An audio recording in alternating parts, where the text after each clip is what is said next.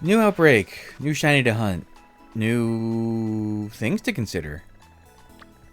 Such as, where do I wish to encounter it? And which one do I want? So we got Tarantula. Spinrack's okay. Blue. It's light blue shiny. Ariados is like pinkish purple. And who's here? Venonat. Venonat gets blue eyes and mouth. Venomoth is all blue. Venomoth shiny looks good. Oh, but I have a shiny Venomoth from another. So no, not that one. I think I'm gonna go with Tarantula. It's got a very distinct shiny with the red. The blood red, I should say. And Spidops also pretty unique. Pretty different from its base colors, I should say. Where do they normally appear? It feels like Tarantula appears everywhere. Oh no, never mind, just in the south. And Spidops? Maybe that's what I was thinking of. Spidops is kind of everywhere. Okay, so they don't appear in the fields. They don't appear in the fields. Fields or desert or the quarry. Any other interesting places that they don't? I mean, I guess the lake, but they can't be there. The snow. I already got a snow thing with Wiglet. Although we didn't get a snow marking. Maybe we go for desert. Maybe we go for a desert or a... Maybe we see if we can get one with a sandstorm marking on it. Which, if that's the case, I gotta make one appear in the desert. Is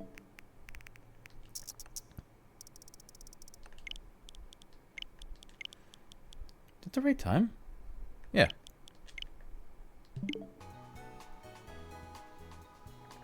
You moved like an inch over there.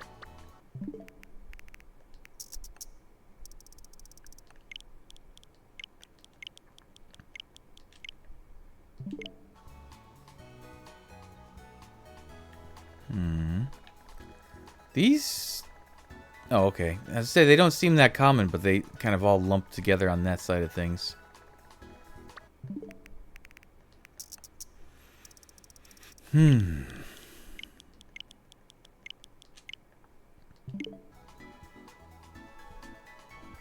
Ooh, so close.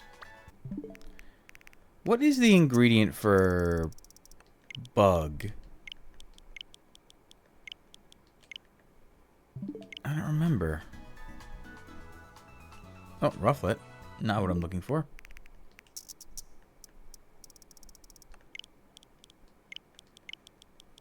It doesn't take that long for one to appear in the desert. There it is. Okay.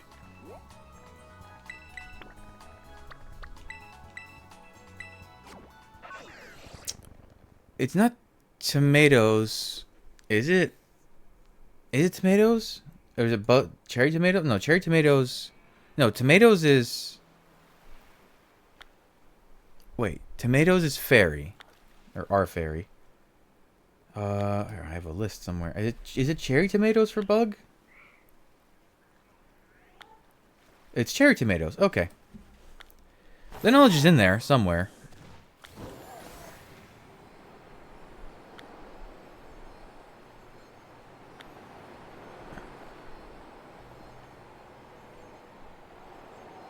I'm recording, right? I'm streaming for sure.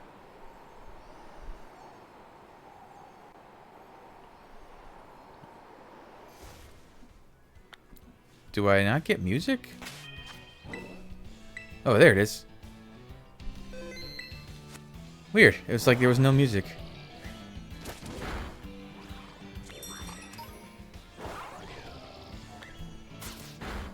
This black belt's kind of in the way.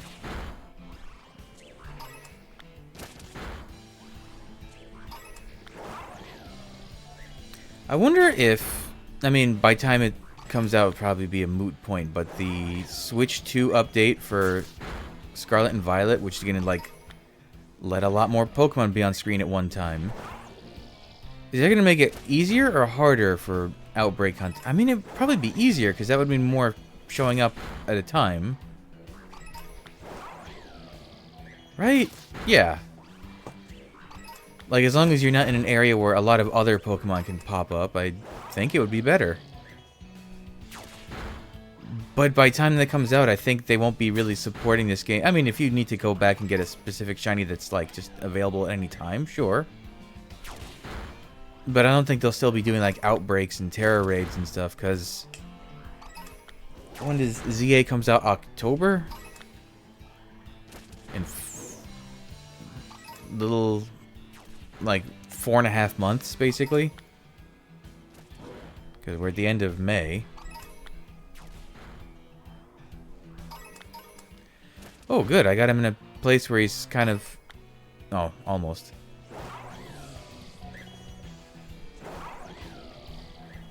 It looked like he was spawn camping.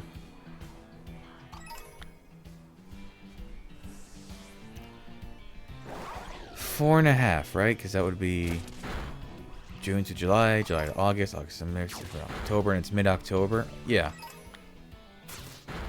And they seem to be releasing these pseudo-legendary terror raids every other week. We still got to get through Hydreigon. Oh. What do we still need? We need Hydreigon next, because we just had Garchomp. Actually, this is the second week of Garchomp here. We need to get through Hydreigon. Or Hydreigon. They're only doing regular Goodra, not Hisuian. Yeah. So, Goodra, Komao,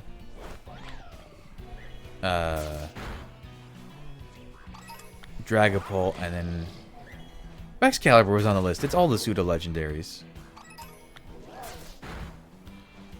So basically gens 5 through 9. So 5, 6, 7, 8, 9. There's 5 more. They seem to be trying to do it every 2 weeks? 3 weeks, maybe? I mean, they could almost do it once a month and... No, I think it's every 2 weeks. They're rotating them out. So that would mean they're done in... What, 2.5 months? So leaves 2 months worth of stuff to fill until the next game rolls around. I guess there's an opportunity there for them to add something fun. I still think they should do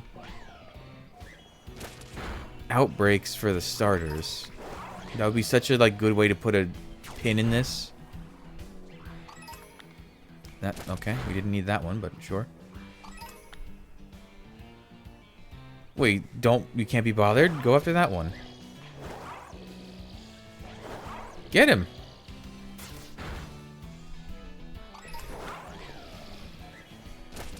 They should do...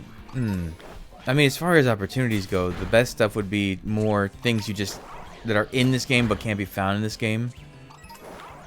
Like Hisuian Sneasel would be a great outbreak to have. Or Hisuian... Whoa!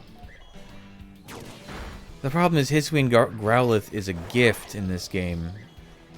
So that one might be kind of exempt. But like they did Hisuian Voltorb, they should do Hisuian Sneasel and Hisuian Zorua. Well, regular Zorua doesn't work right, does it?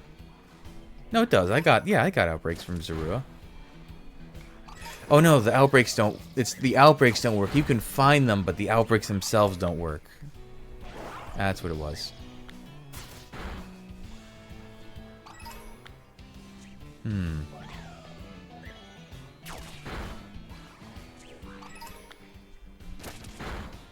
You know, I picked the desert because I was kind of hoping it might be a spot with sandstorm, but this might be too coastal for... Like, can the sandstorm spawn in this area?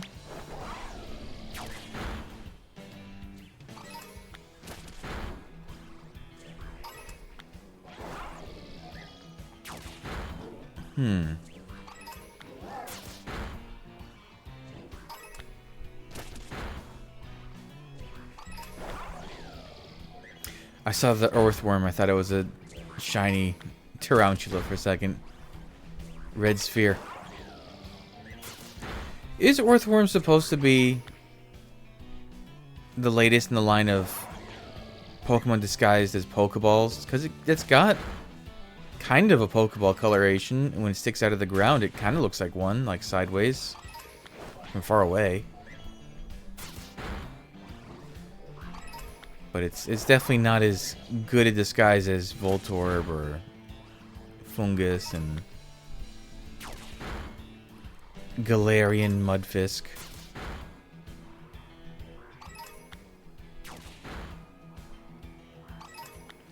Galarian Mudfisk in particular was actually a really good disguise the first time. If you have no idea they're in the game and you see like a Pokeball on the ground, even though it wasn't quite right looking, you'd go inspect it. I think that's what I did.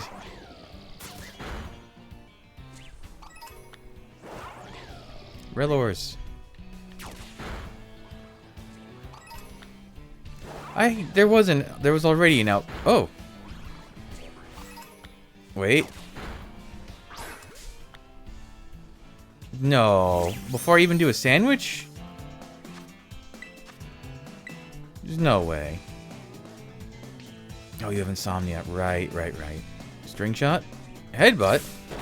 Okay, fine. How about... I don't know what moves you have.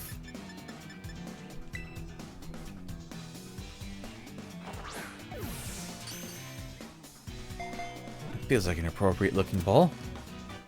It's got red and black colors. And the spherical focus. What do you... This would be even faster than the Wiglet if it happened this way. Okay, it's just an uncommon. But that means I can save it for evolving. Okay, well, it gave me the message that I've KO'd enough of them. That's a good sign, though, that one appeared before. I think that happened with Wiglet, too, that I saw one before I even did the picnic. It would have been a cool mechanic for the picnic if I picnicked next to that camp, that black belt, maybe after you beat them, they would send out their, like, lead Pokemon to hang out with yours. Okay, I think I just need to do cherry tomatoes. Which one's tiny, which one's big? Is mustard tiny? I kind of want tiny ones. Spicy.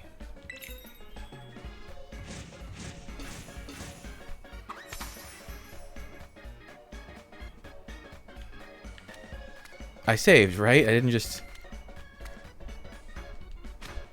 waste the sandwich.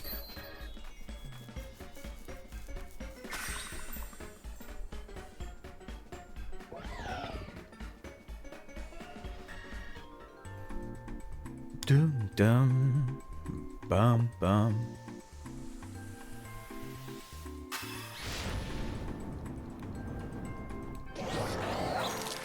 What you got? Did I do it right? I doubt myself every time. Even though I've done probably hundreds of these. Ah, he got Humungo. Okay, so mayonnaise is tiny. Okay, well, when I inevitably have to make another sandwich because I don't get first try, I'll make it tiny. Wait, I used mustard, right? Actually, I can check. I know I had 97 mayonnaise left. Where is it? Okay, so yeah, I used mustard.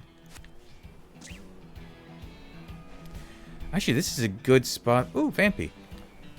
This is a good spot for resetting because you can do this. Actually, maybe I shouldn't do that because I just saw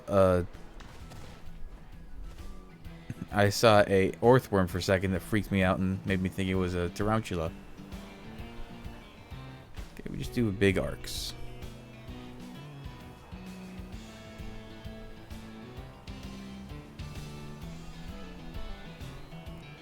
Don fan.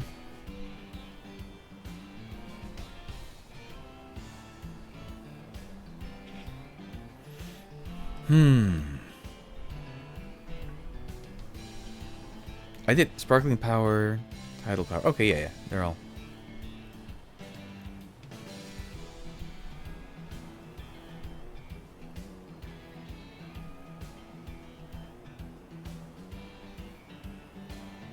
Decades of shiny hunting, and I still doubt myself when it comes to doing things correctly. Although maybe that's what makes you better at shiny hunting. Is not just going to things with assumptions.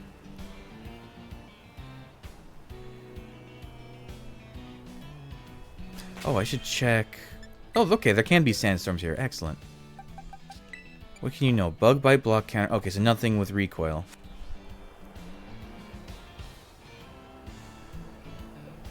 Okay, sandstorm, good. I would love to get a sandstorm marking, because that's not something you can typically get with Tarantula.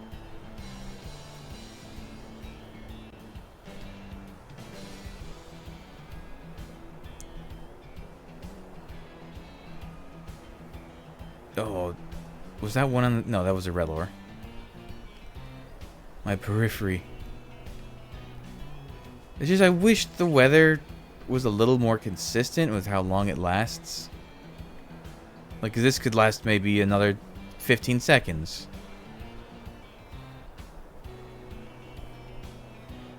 Which I don't think is typically how a sandstorm works.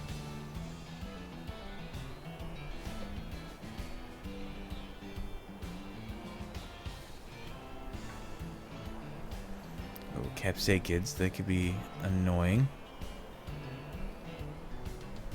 Roughly can also be somewhat aggressive.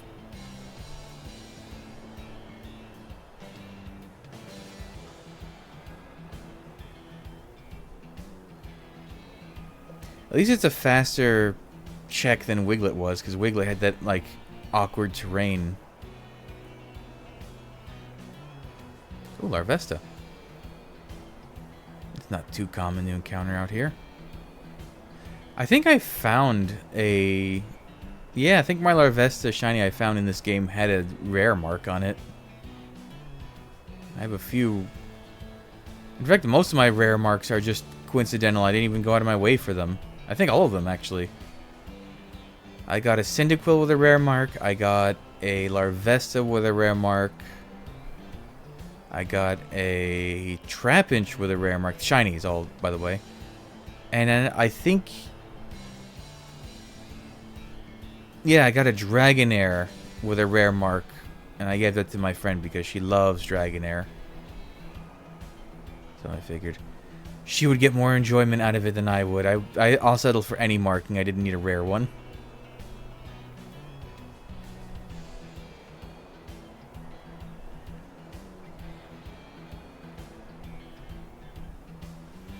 Oh, come on. This is primo mark time. Where are them red spiders? I mean, then again, I didn't find any... I didn't find any Wiglets with any icy snow marks. I guess if I really wanted these, like the snow marks, I could just do the snowy biome in Blueberry Academy. That you get both types of weather there pretty frequently. The, was it snowstorm and severe snowstorm, or one looks like a snowman in the marking, one looks like a cold snowman. It's the best way I can describe them. Like, one's a dark blue and one's a light blue and shivering.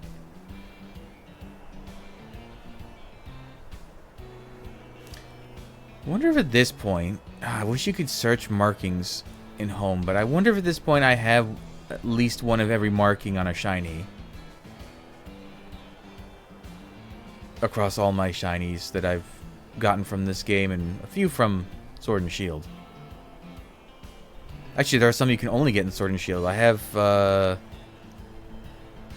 Runerigus from Sword and Shield that I got with a dry mark. There was... Were there three... No, the Misty mark was kind of... Is technically exclusive to Sword and Shield, but you can do a weird thing in this game to get them. That's right. It's just the dry mark, the intense sun. This game doesn't have intense sun.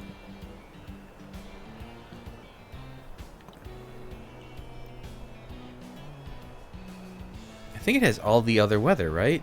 Misty is fog, or fog is misty, whichever. Which, again, you don't normally encounter, but if you do the weird, like, cling to the cliffs in Kitakami, you can trigger it. In a few areas, at least.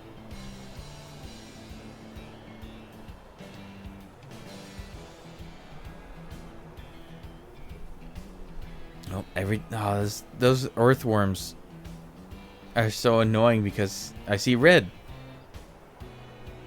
And not the red I need.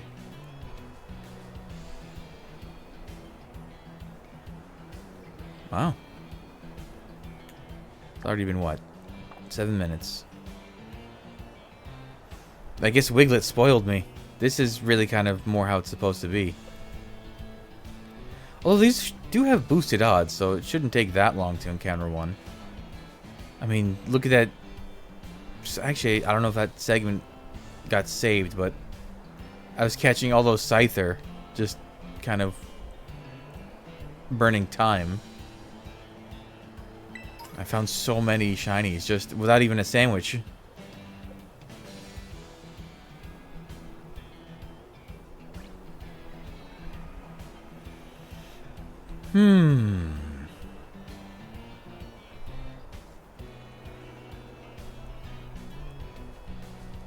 I hope the new Mega Pokemon in ZA, assuming that list I've seen is accurate and final. I hope they have good shinies, because that's one thing is the Megas that they introduced. Well, actually, all the Mega. Oh, there we go.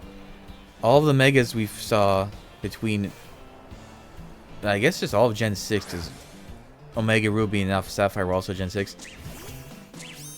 A lot of them had good color, or like followed up the colors they previously had, or made better versions. Oh, right, I keep forgetting.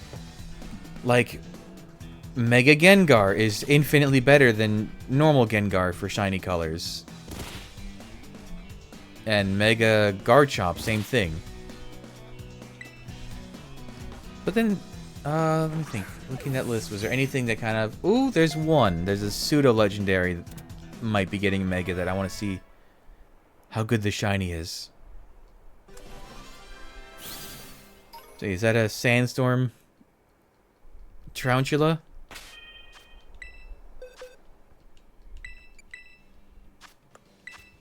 No, another uncommon. Oh, wow.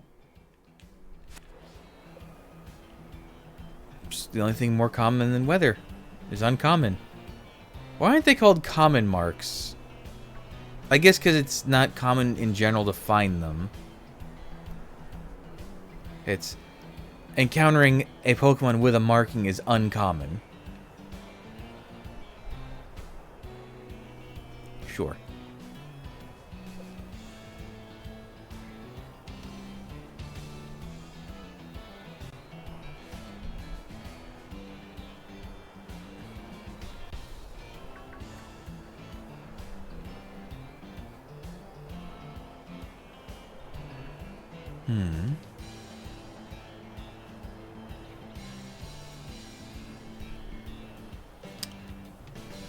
Okay, we just keep going. I mean, that was what? One in about 9 minutes figure? That's 3%, which would be a good average. I would just like to get one.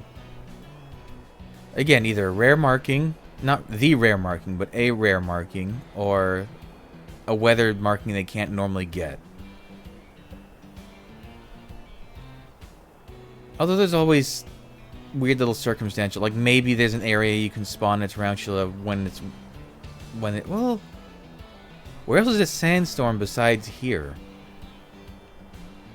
I don't even know if it does it sandstorm in the quarry. I don't think it does.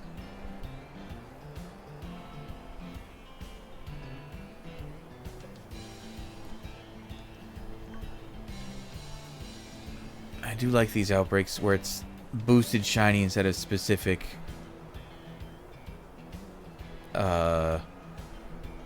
marking.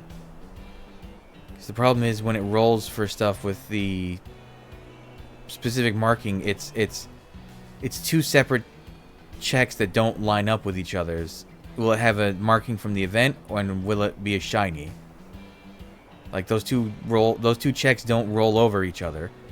But when it's boosted odds for a shiny, then it's just, will it be a shiny and then will it have a marking? It's easier. I like it more when, like, I like how they did the gift Munchlax from ogre ousting. That one always, it's a shiny and always has the crafty mark. That I kind of like. Oh, that might have been a shiny tarantula. Hard to tell.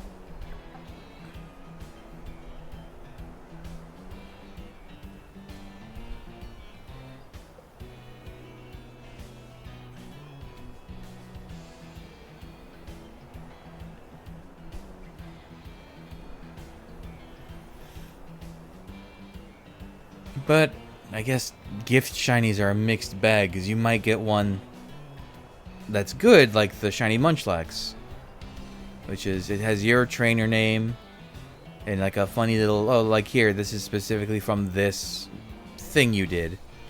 That's good. But then you get like the shiny Blitzel from doing all the Blueberry Academy stuff. I don't like that one because it doesn't have your trainer name. It has, who is it? Serrano? Is that it? Is that who it is? It has Serrano's trainer name on it, which is cool in its own way because it's like, oh hey, this is an NPC trainer's Pokemon specifically. But it doesn't meet my requirements for a shiny Pokemon that I can keep in my living decks. Although I am going to keep it in a separate section of what are they, best friends ribbon? No. What are they called? Hold on. Where did I put that thing? Is this the section? Yeah. What's this ribbon called? Partner ribbons. Yeah. I'm going to keep those just because that's such a the partner ribbon is something you can't get anywhere else. I'll put those in home when I'm done with this game, I guess. I wish the totem Pokemon from Sun and Moon had like I don't know, something to signify it, because they kind of got lost in translation as just big Pokemon. I don't even know that they saved their size, now that I think about it.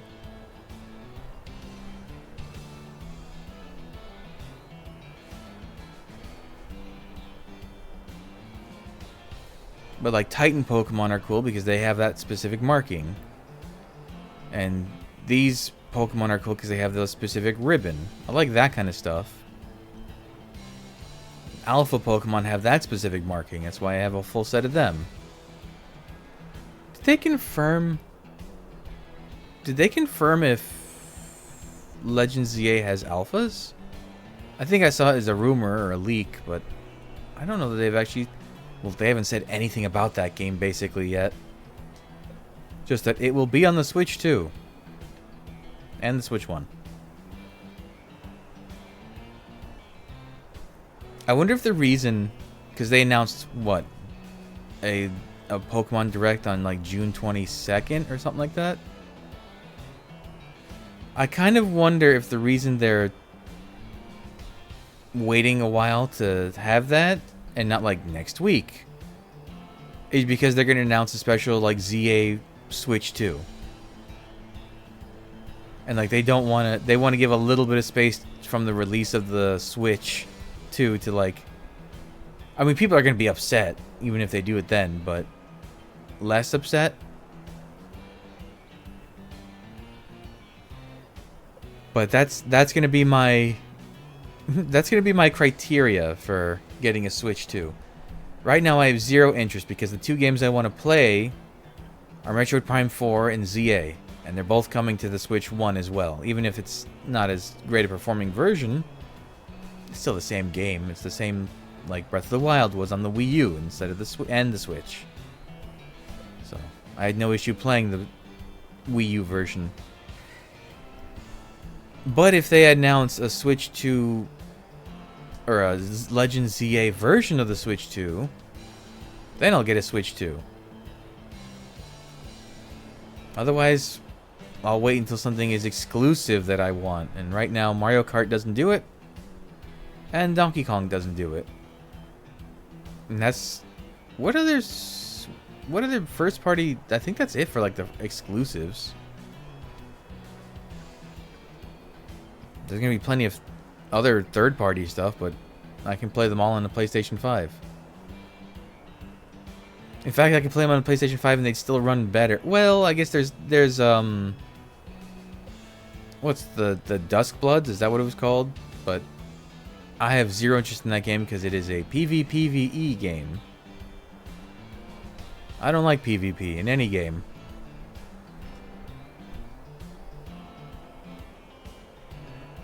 So maybe I'll watch a video of that and see how that thing is.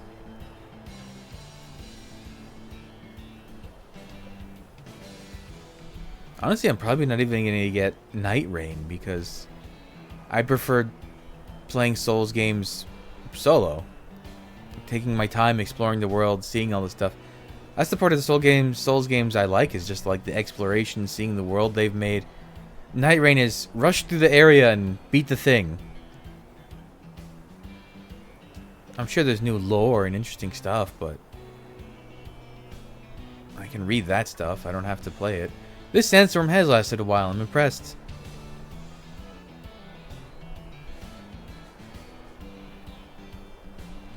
Yeah, there's nothing doing for the Switch 2 right now. What was the first... What the hell was that? Did I see something or was that my imagination? What was the first special edition Switch? Was it the Mario one, the Odyssey? Or was there an Animal... No. Animal Crossing came out after Mario Odyssey.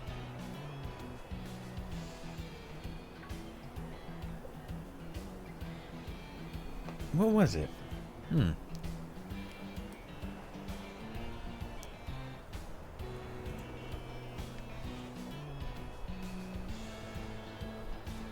me try to multitask here without breaking my brain. I don't think I've ever seen a snowstorm last this long. Oh, The Gamer has an article. Whoa, there was one with a red dock? I don't remember that.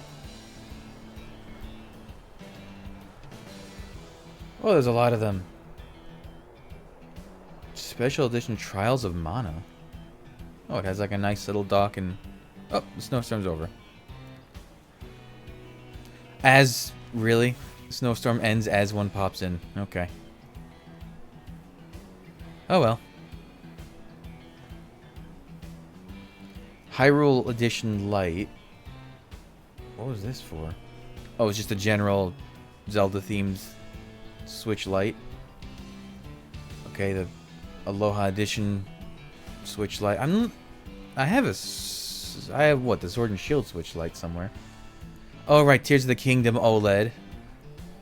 I have the Pokemon one, so I didn't need that. Or want that, really. There's the one I have, the Scarlet and Violet OLED. Splatoon 3 had an OLED. Though the Dialga Palkia for Brilliant Diamond Shining Pearl, right? This is the one I had, the Zacian Zamazenta light that was blue or cyan and pink or magenta.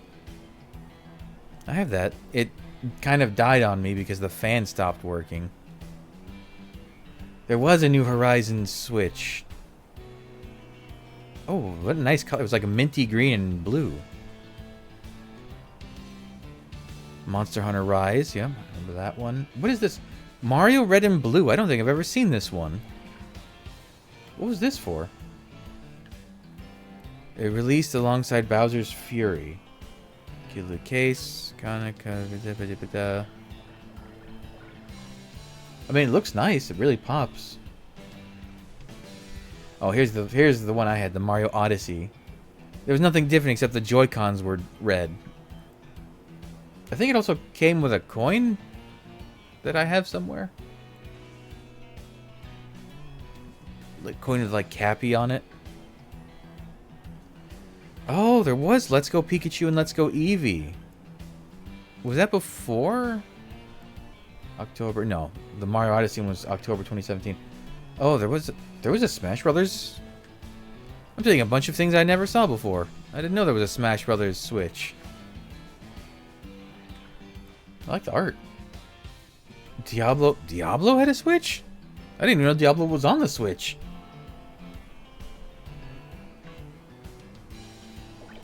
Dragon Quest had a Switch that was... Ooh, that one's kind of nice. Blue Joy-Cons. Dock with art. Splatoon 2. Wow. That's crazy. The Switch had such a long life cycle. There was a Splatoon 2 and a Splatoon 3 version. Disney Tsum Tsum? What is this? Mickey Mousey. What? Oh yeah, the home button on the Joy-Con has Mickey Mouse ears. That's cute. I never saw this. Where did you get this? A physical copy of the game? I've never heard of Disney Tsum Tsum. Maybe Japanese exclusive? Fortnite had a Switch. Fortnite has an everything. Oh, the banana guy. The tomato guy. Monster Hunter XX. There was a Nintendo Labo Switch? What? What? Release date competition? Oh, that's why.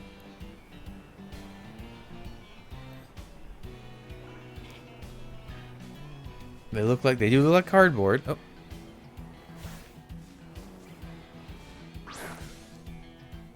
Dock and switch backplate of Nintendo Labo logo. Oh, that's cool. It does seem like Odyssey was the first one.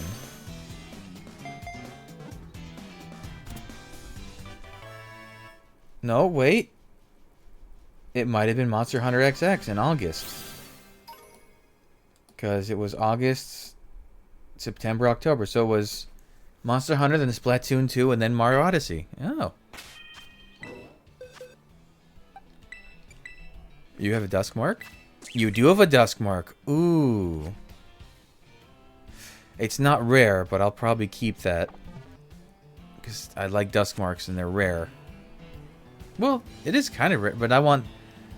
Like I said, specific. It has to be something I can't easily get. Well... nuance. I'm going to save it. Actually, I'm going to literally save it. Those dusk marks are hard to get.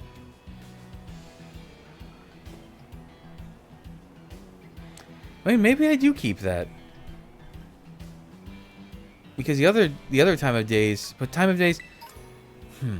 Okay, time of days are still a higher odds. Even if it's a specific time of day. So maybe... Yeah, no, I'll keep that for... Maybe I evolve that one into Spide Alps. How much time do I have left? 5 minutes. Okay, I averaged, like I said, 3 per sandwich.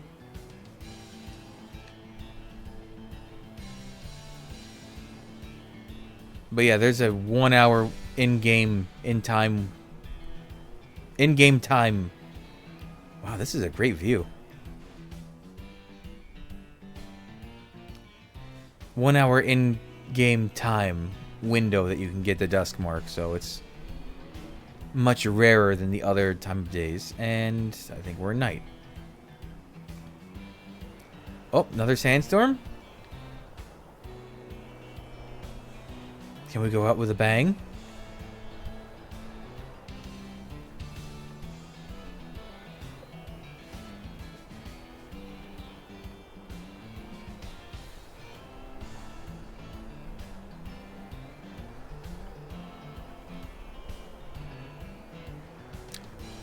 Didn't one of the, when I was doing my little hunt for the starters, which is looking increasingly like I'm just going to be giving those away.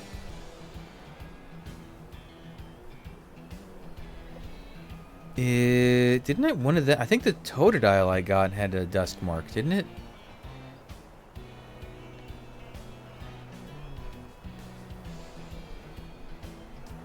Maybe?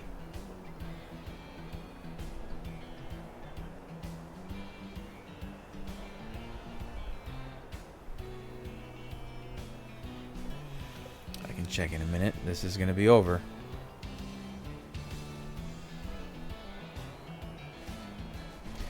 Also, another thing, now that I'm thinking about Switch 2 versions, Wasn't there a whole thing that came out that like Samsung wanted to work with Nintendo to make a Switch 2 Pro that has an OLED screen? Like, that would be kind of insulting already when the thing's just coming out.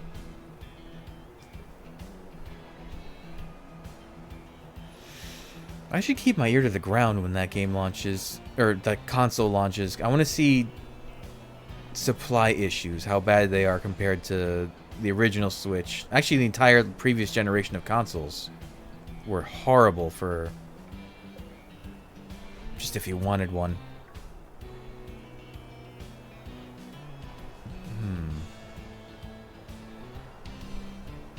Because I'm, at the very minimum, I'm not going to be getting one for at least 4.5 months.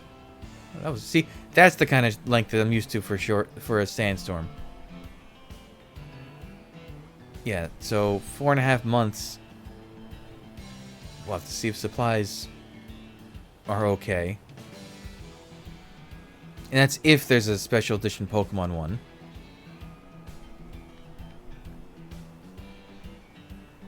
And even then, I'm not quite sure because it would have to look good. Like, if they come out with one that looks like like Mario Odyssey, where it's just the Joy-Cons are a different color, I probably wouldn't even bother with going for that. If it's one where like the dock has something cool and like the back of the Switch itself has something cool on it, and it's not just the Joy-Cons, because Joy-Cons, people make knockoffs all the time. You can just change the faceplates. That's not hard. Well, I don't know about Switch 2 Joy-Cons, but I imagine they're also not hard. I mean, there were whole kits for the Switch 1 that you could just dismantle a Joy-Con and put better joysticks on it. I considered getting one of those for a while. It didn't look easy, but it looked simple.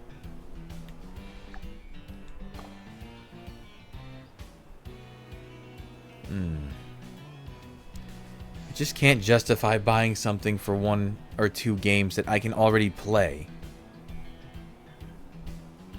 And, you know, don't get me wrong, I would love to play that new Mario Kart World, like single player, just exploring the world. That looks so interesting. But who knows, if maybe that's only like 3 hours of content if you do that. The racing, I'm so kind of bored of Mario Kart. Yes, it's innovated since every generation of it, but it's become so like tournament designed. I don't know how to describe. Like everyone, oh, we have to have a tournament with Mario Kart. We have to have a tournament with Super Smash Brothers. That sucks all the fun out of it for me. I liked it more when they were couch co-op. Like, I'm surprised they haven't done a Mario Party tournament stuff yet.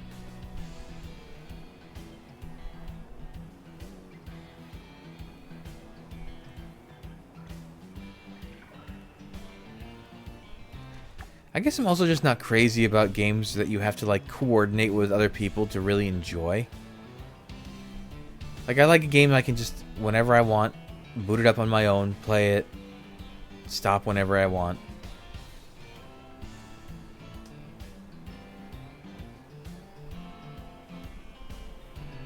It's kind of hard to find blocks of time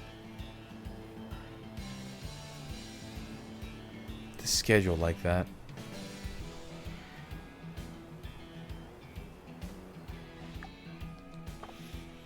Okay. Not a waste of time. I got that Duskmark one, which is cool. Music?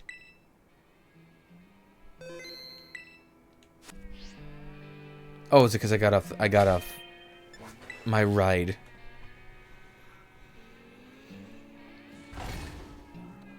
Ooh. More tired than I thought. I guess I didn't sleep well.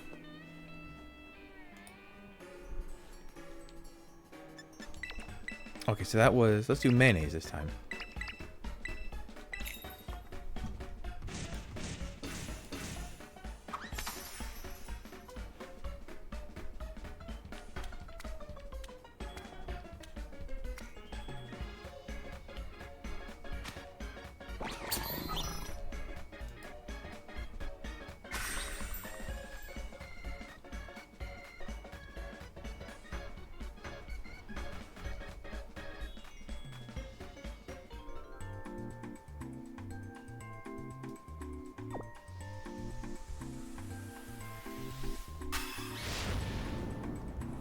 Let's get some teensy spiders.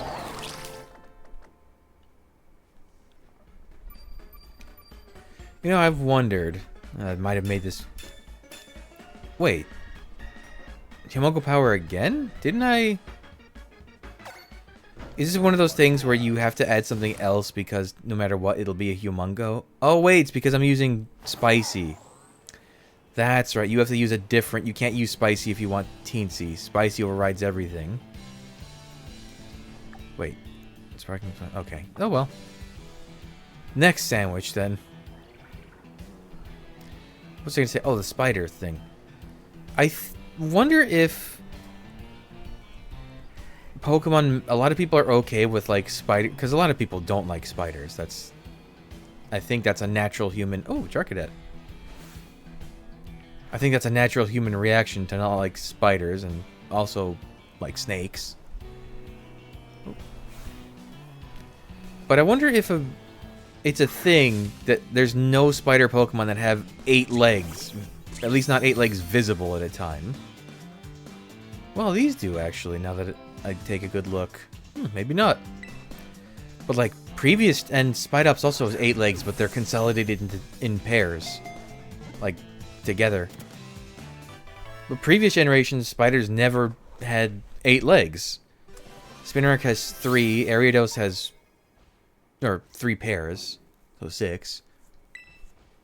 Ariados has 4 legs and 2 back things. Whatever those are supposed to be. A lot of uncommons. I'm thinking a lot of bug Pokemon in general don't have the correct number of legs.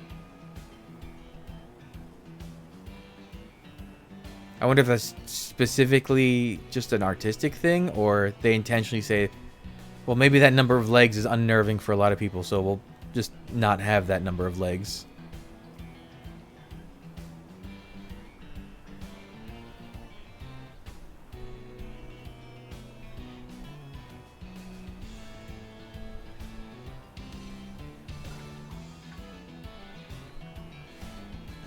This is a much better spot than the Wiglets. I really do need to take into consideration the locale whenever I do these hunts, because that was horrible to have to go like up the slope and around and back down and fly around. This is much more manageable. Or much easier to kind of just brain turn off.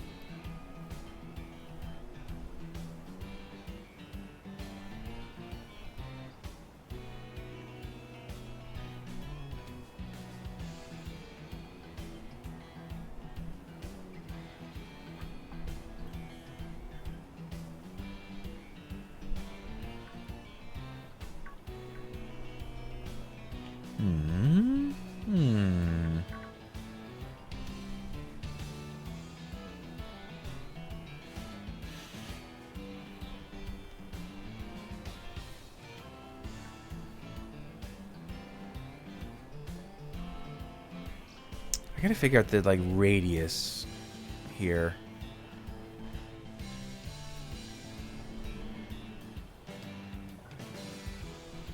It seems like it's like this part's easy because it's right up against the cliff.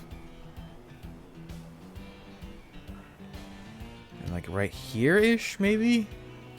Maybe a tighter circle than I've been making. But I need these guys to despawn at the same time, so I guess what I've been doing is fine. What the hell? Did I see Missingno in the sky? What was that? That was a weird visual, like, pop in for a second. I still hope someday they do something deliberate with Missingno, like a callback. That would be so cool.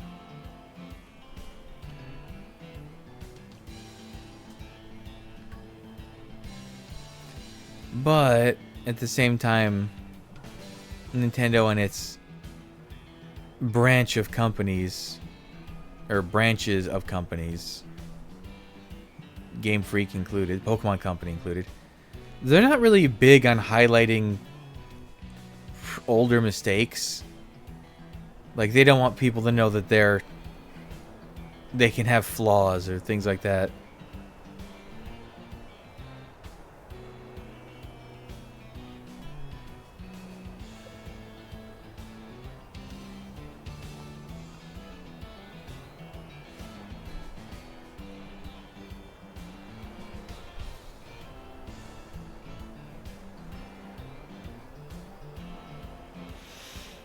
I hope Nintendo kind of goes back on track to being... I mean, not that it was ever, like, the family-friendly touted company that people thought they were. They were always kind of, you know, a steel grip on all their IPs, but now lately it's way worse than ever with, like, all their lawsuit stuff and copyright stuff, and it's terrible. And I get that you gotta protect your IPs.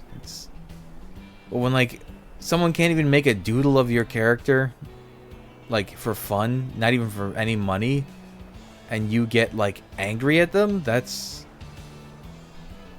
not a good look. That's free advertising. I don't know why you would even get angry at stuff like that. Like, all the fan mod games that get taken down, it's so dumb. Like, people don't even charge for them, and they'll be like, what was the thing? There was like a Unity Mario game. Mario 64, I think. And Nintendo made them take it down. I don't think they were charging money for it.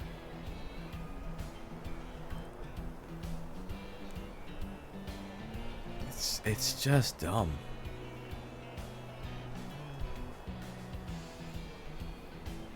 But it's probably because all the people who have all the shares and stocks of Nintendo are old, ancient, decrepit people who have no concept of the modern age.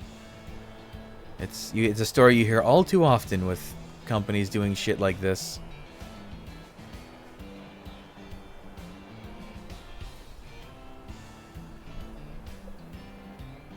Then again, isn't... I kind of... This is just...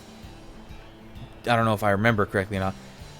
But haven't people said Miyamoto is notoriously difficult to work with because he's so stubborn and, like, unflinching when it comes to decision making? Like, he's the reason... I'm pretty sure he's the reason Paper Mario has lost so much of its personalities, because, like, they've enacted a strict no new characters in Mario games outside of the main stuff. Like, no new types of enemies and things like that.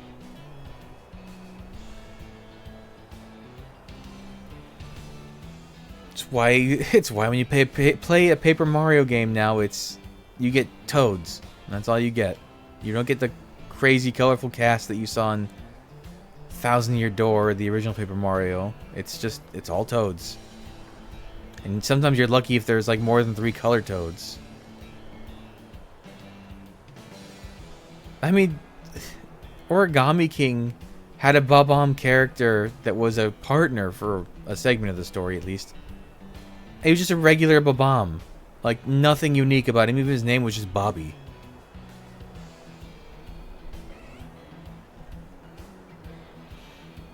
Like, the only things that seem to be exempt from that rule are things that aren't Mario characters to begin with, like the origami monsters. They're just origami versions of other things. Or, like, I mean, some of the stuff in those games, the recent ones, are just real-world objects. You fight a hole punch. Granted, it was a hole punch with some crazy moves, but it was still just a hole punch.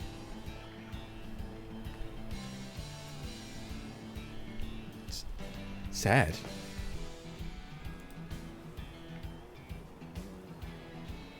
They're doing nothing but hurting themselves with stuff like that.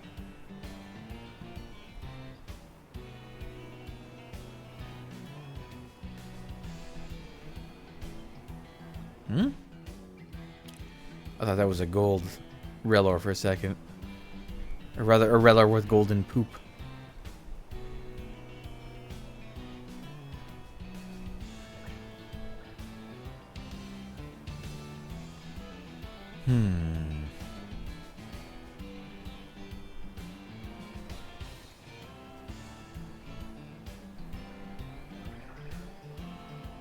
These Orthworm are really throwing me off.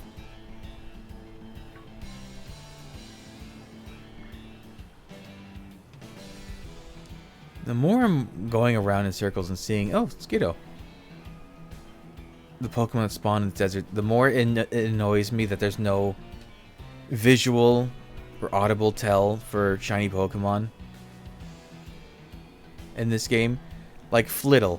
Flittle, unless you're really zoomed in like this, it can be very difficult to tell if it's a shiny because the only thing that really changes at this resolution is the pink dress is a black color, and you barely can see the pink as it is. Or like we've seen Capsay Kid running around, there's one over there. It's slightly yellowish instead of green. Tarantula's a good one because it's a full body color, even the white changes. Which is kind of rare because typically for Pokemon, if it's something that isn't like actually part of the Pokemon, it doesn't usually change color when it's shiny. Like the Timberline, their accessory, their wood or the girder or the concrete blocks, they don't change color. And for Tarantula, the white thing, the white ball is just string. It's string it made, but it's still just string. So they could have easily just kept the string white and made the spider red. But they didn't. They changed the string. So maybe they're... But this is also the same generation that gave us Tandemaus, and it's deplorable shiny.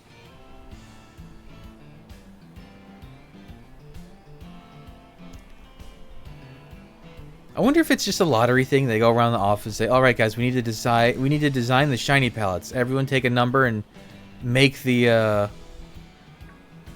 colors you want." And whoever got Tandemaus was just couldn't be bothered.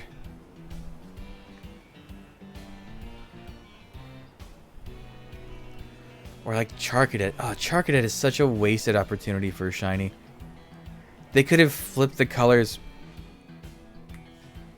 No, lighting looked weird. They could have flipped the colors for its evolutions. Have a bluish purple Armor Rouge and a reddish orange Cerulege. No, they changed the colors of the eyes. Even if they had just changed the colors of the fire, and just kept the like body colors the same, that would have been great. But no.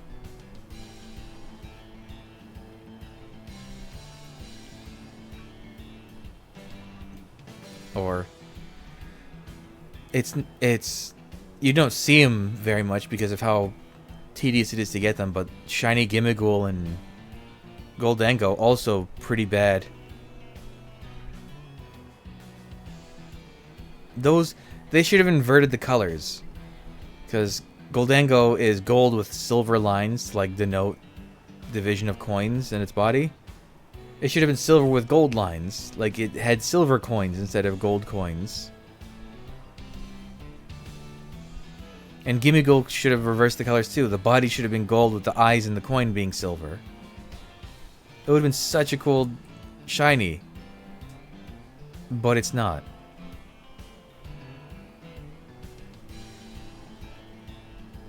I mean, we've seen them do very unique things for shinies. They could have made it like platinum coins for a shiny Goldengo. Like he has a rainbow sheen on it.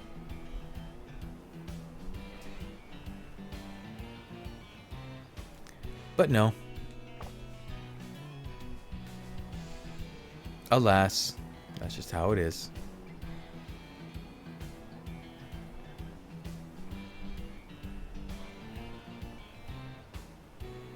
I do like seeing fan-made shiny, like, oh, this is how I would improve.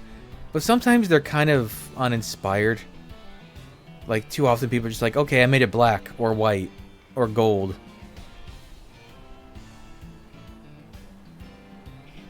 Or like, it looks like I had a box of Crayola crayons that fell on top of it.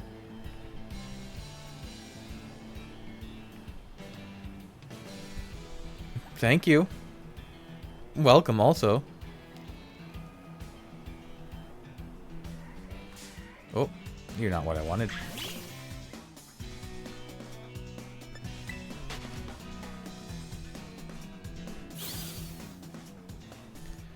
We're hunting for shiny tarantulas, but specifically one with rare markings.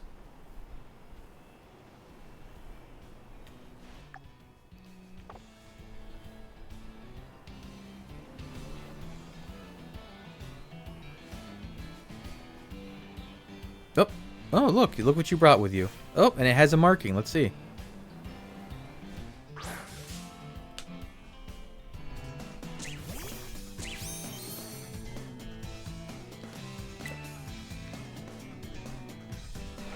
Surely not another uncommon.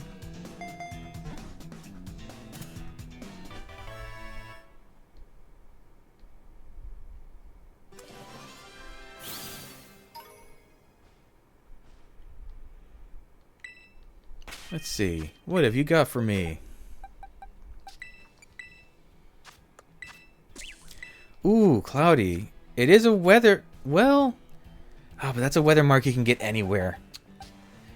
Ah. Overcast. Okay, we keep going.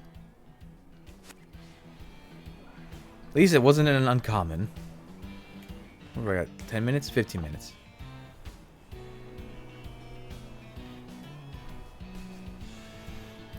Come on, Sandstorm, pick back up.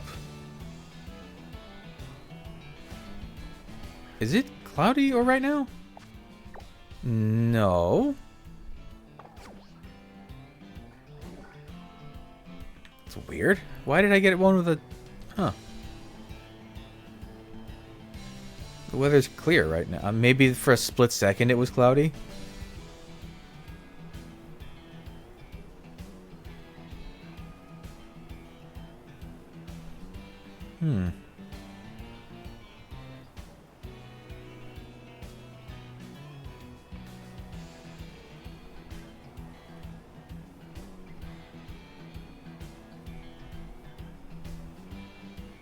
I mean, maybe I keep that with the... Oh, but neither of them are really... Well, cloudy is kind of an uncommon weather. So maybe I keep the two that I've got. The Dusk Mark 1 and the... No, but that doesn't... It goes against my self-imposed rule. It has to be a rare mark or a weather mark you can't normally get.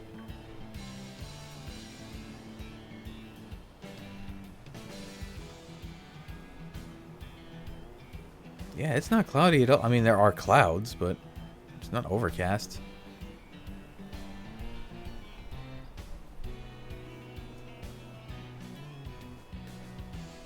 I've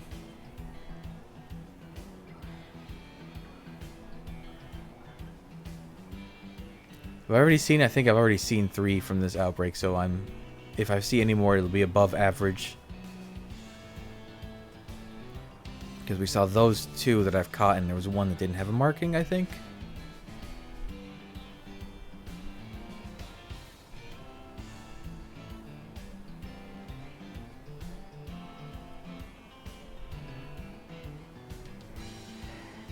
Oh, I just remembered. I gotta transfer... I have a Cubfu.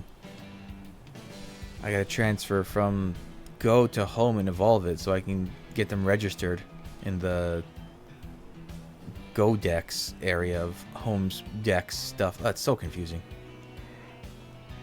I don't understand why it can't just sync with Pokemon Go and do it that way. It can't be more than like a megabyte of data. It's just 1,000 zeros or ones.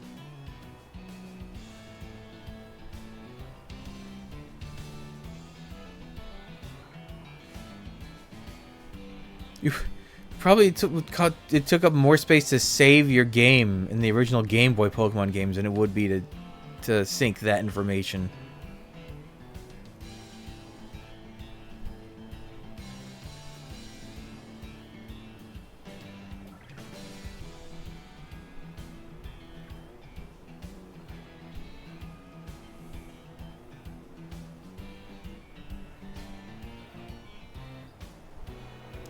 Oh, Sandstorm? Come on, Sandstorm. Stick around. Do it for me.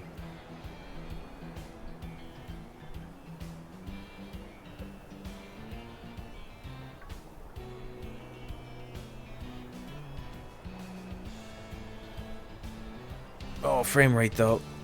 Frame rate no like Sandstorm. Oh.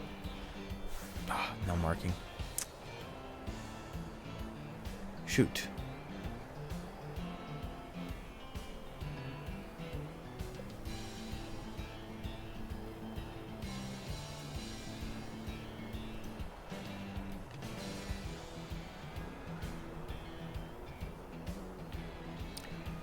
Man, now I'm just thinking of Nintendo games and Nintendo-like games. I'm so disappointed with... I mean, I'm not disappointed with Astrobot. That game was fantastic. But they, like, didn't do anything with it. They made the game. They made a few little fun little free levels that were really good. And then nothing. Unless they're still working. Maybe they're still working on something. It hasn't been that long. They could drop an expansion for that game. Man, I would play the hell out of it. Unless they're just working on Astrobot 2.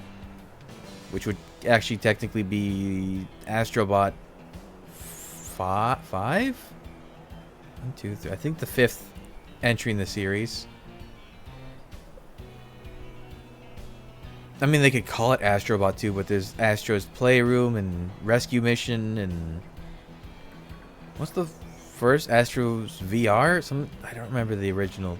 I get all the names mixed up because they're kind of just tech demos.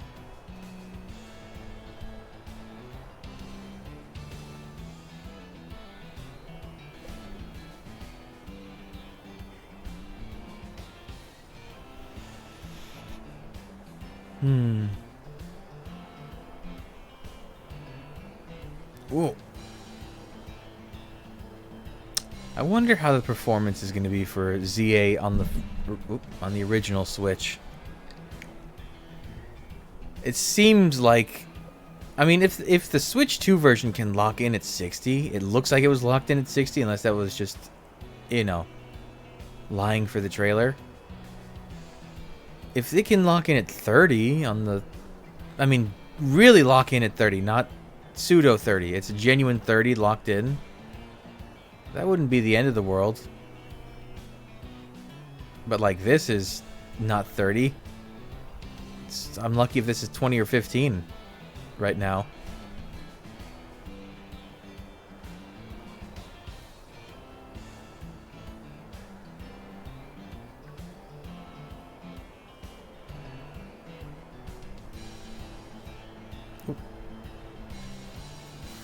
Damn it.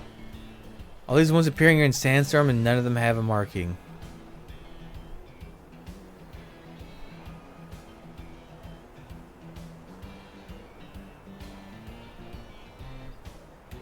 How much time do they still have? 7 minutes. Okay.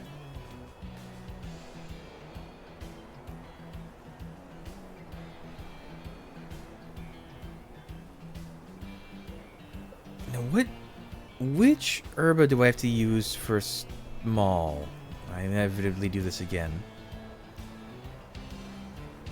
Actually, I should check with... Before I reset, I have to remember to go check all the ones I've caught to see if any of them are genuine jumbos. Oh. Oh, damn it. 3 in the Sandstorm and not one has a marking.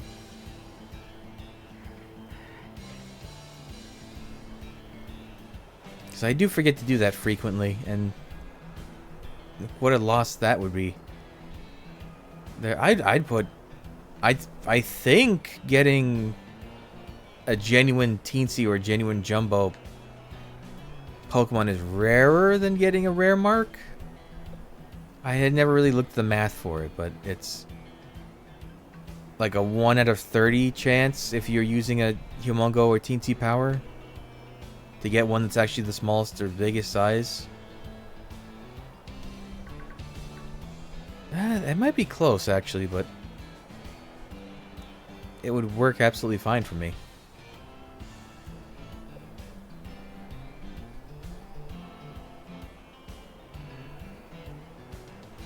In which case, maybe I should have been catching all these ones I was seeing in the Sandstorm. Oops. I mean, they're not hard to catch. They already have like a 250 or a 200 catch rate at full health. They're the first route bug. I mean, they're not going to be hard to get.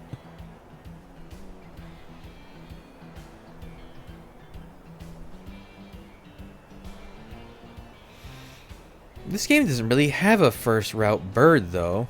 That's kind of been a staple for all the games, and this one doesn't have that. I mean, what would be the regional bird? Wattrel? Maybe?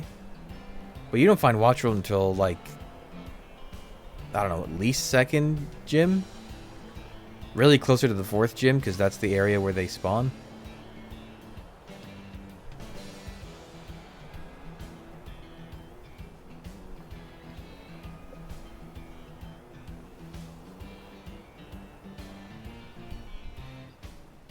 Nope. Sandstorm's over. Maybe they kind of, like, are moving away from that... the early route bird thing. Just because you don't really need HMs anymore. Everything you do as far as moving around is... like a tool you unlock, basically.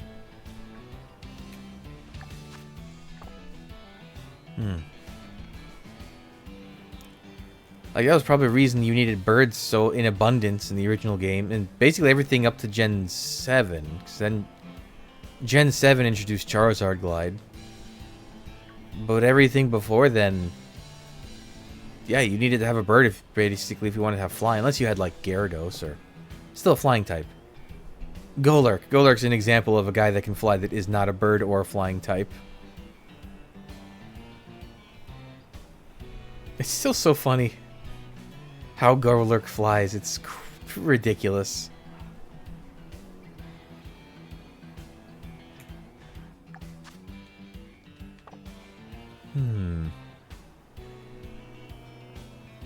Yeah, I should have been catching all those ones I was seeing if I'm going to check their sizes. Whoopsies.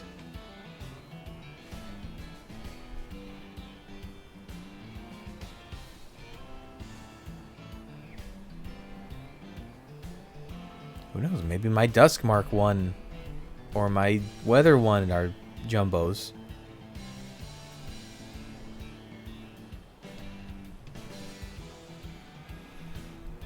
I mean, getting a Pokemon with 2 markings on it is very rare. I think I do have a Milcery that's a jumbo with a rare mark. I think.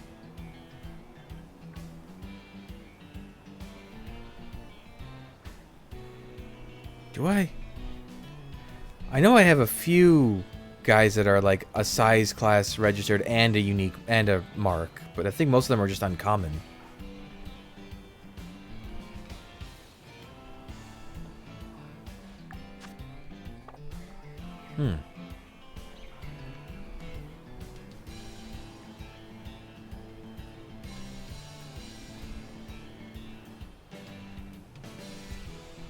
But I mean, I caught so many Milcery during that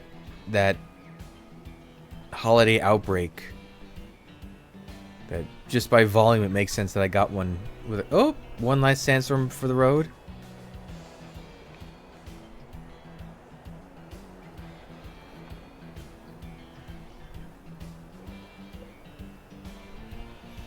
Well, it does seem like the sandstorms happen pretty often out here, so that's good. It's only a matter of time and statistics.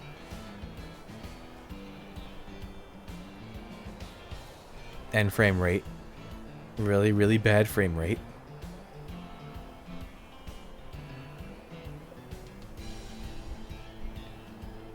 Doom, doom, doom.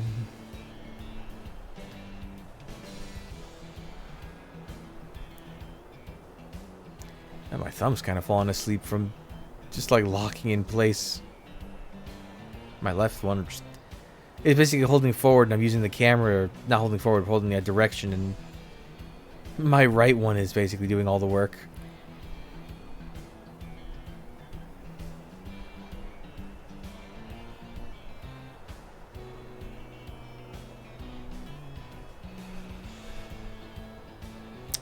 I'm interested to see what ZA does for its, like, this is our unique, quirky mechanic for shiny Pokemon in this game.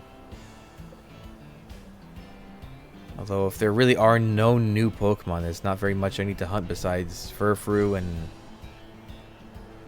Actually, that's it. Just Furfrou. And I can't imagine Furfrou is a rare encounter, considering it's the generation it's from. And it's, like, a city Pokemon, which... Does that city really have all the Pokemon in it from that generation? That's... I guess it's a big city. But there must be, like, underground areas, too. Like, you go into a sewer or a cave or something. It can't all be surface level. And maybe there's some, like, some outskirts areas.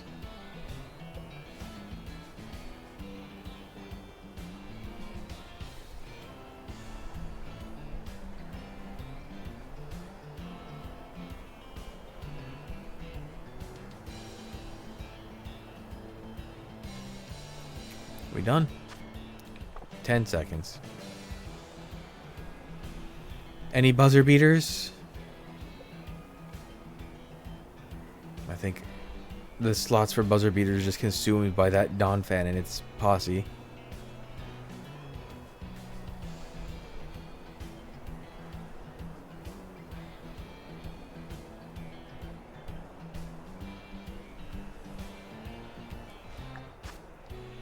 Okay, let's see if we got anything good out of this group. Ooh, there's one next to the Elite Four.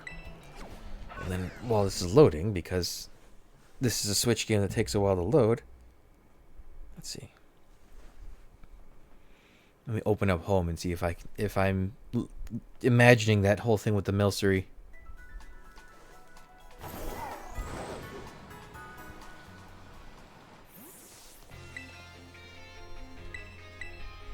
Alright, so I have 5 to check. Could be its slider.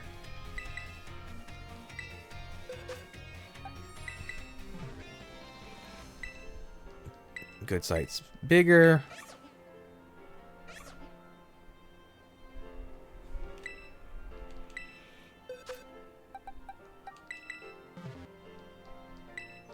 Series biggin.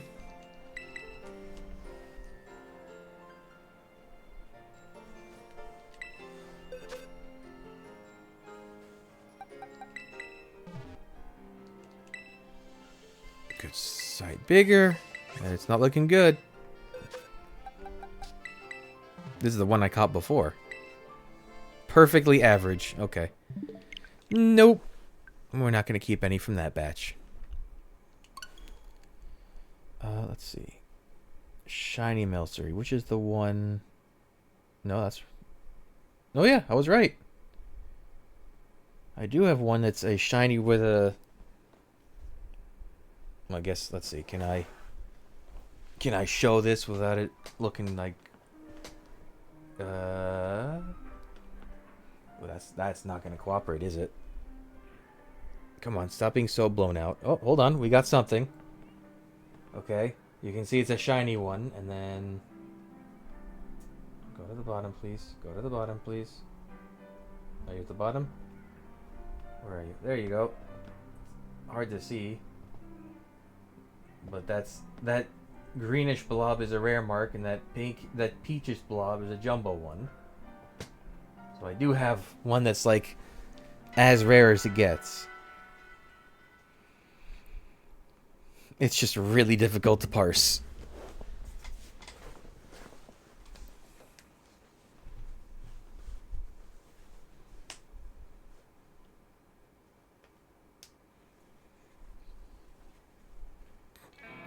Okay. Now, what's the herba you use? Yeah, because spicy always gives you large. Oh, I got hiccups.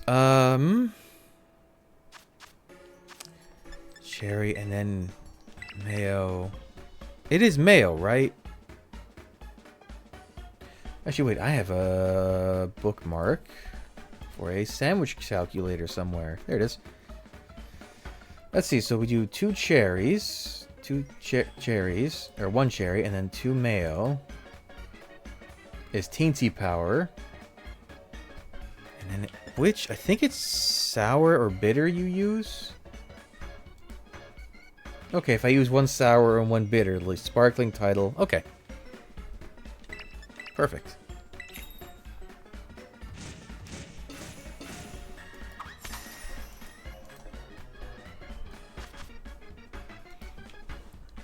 This should give small spiders big battles.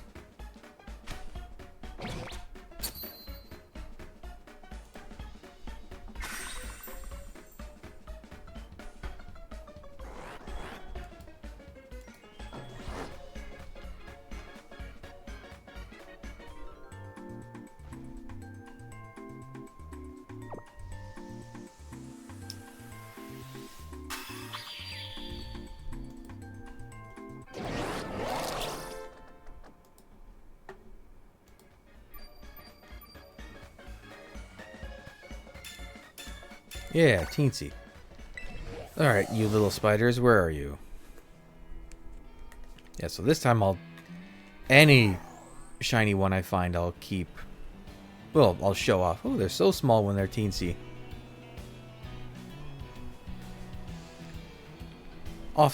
Right off the start? Oh, but you're not even teensy. You don't even have a teensy. What? That was weird. Okay, that one doesn't count. It does actually have a teensy icon on it. That's weird. I guess that spawn ignored my sandwich, but how could it? Even at the maximum size the range can be, it should still be considered small. Because that's the whole thing, is the teensy power and humongo powers.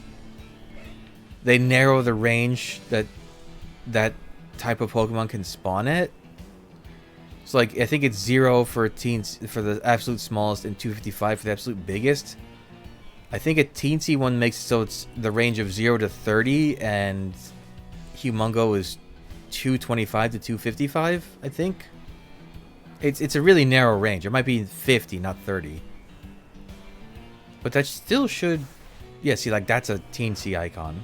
That was weird. Unless it was just a visual bug and it was teensy.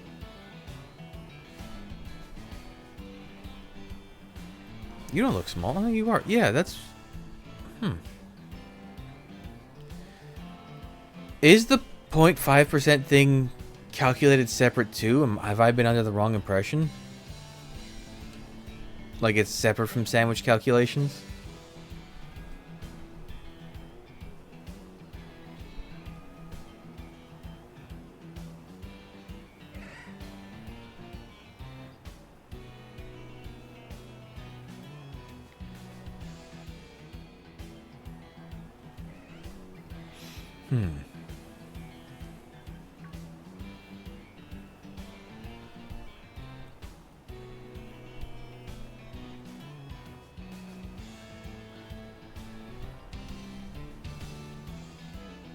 Maybe we do one more sandwich and then I can take a break. I don't know. We'll see how I feel. Maybe I just do it on my own time, maybe not. I would like to get it though. I think I can. It's just all about the luck.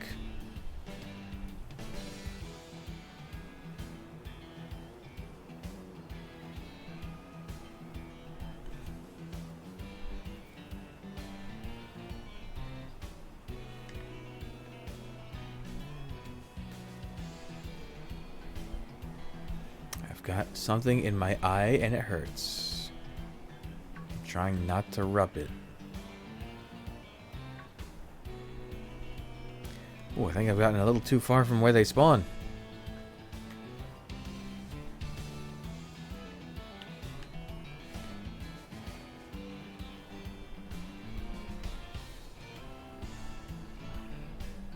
Wow, the difference between a humongo and a teensy.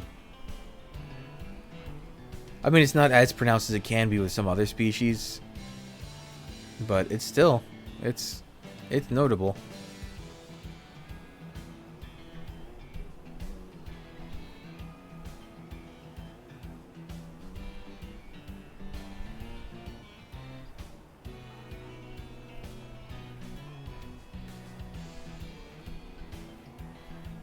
Damn you, Orthworm, and your red.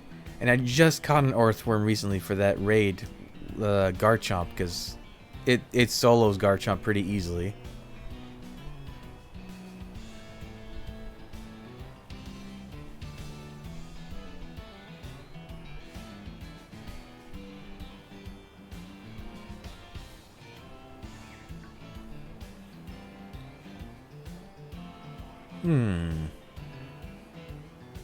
Again, Orthworm. Orthworm, stop it.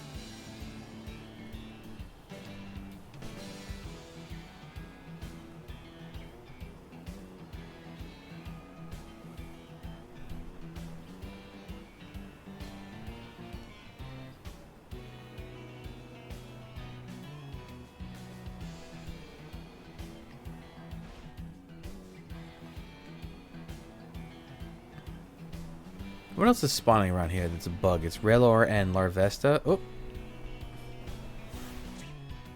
Again, not... I mean, it doesn't... It looks... Let me catch it just in case.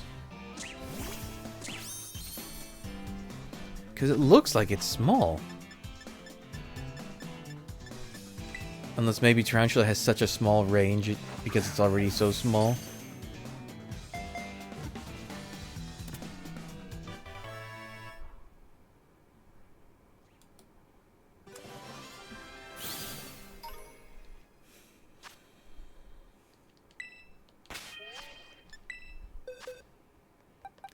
I'm gonna move you here just to check what's going on with you after this.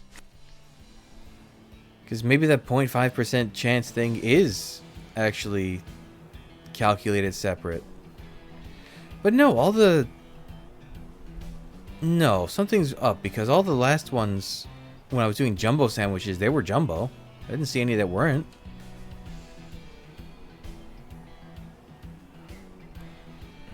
We'll have to see. Oh wait, no, that one's also saying...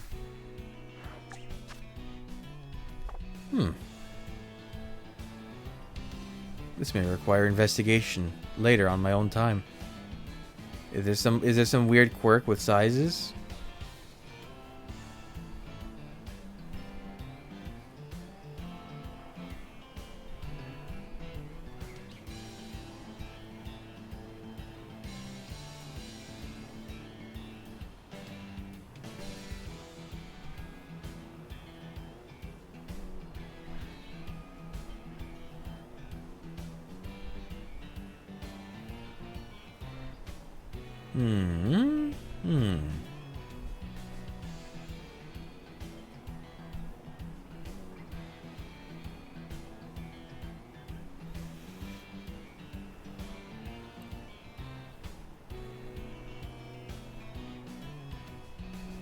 Weird.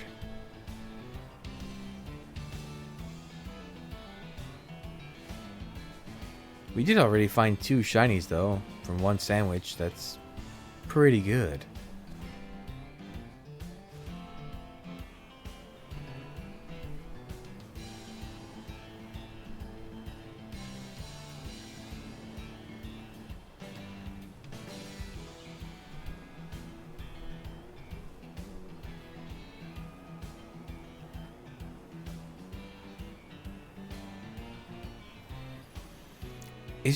It's not possible for Pokemon to have 3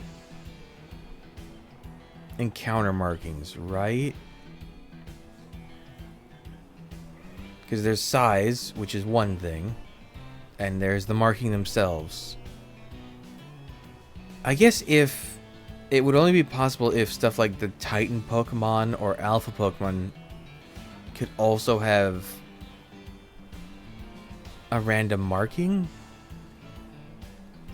Like if Legend ZA, if it has alphas and can have random markings,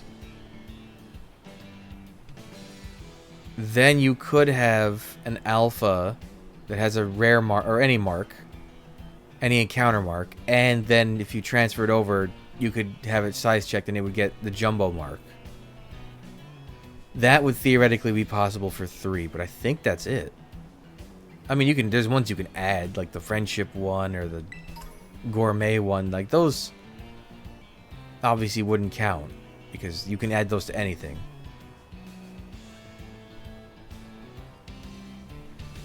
Which is kind of weird that they did that. It should have been, those should have been ribbons to add, not markings. The whole thing is like a marking is specifically how it was encountered, or like a detail about how it was encountered.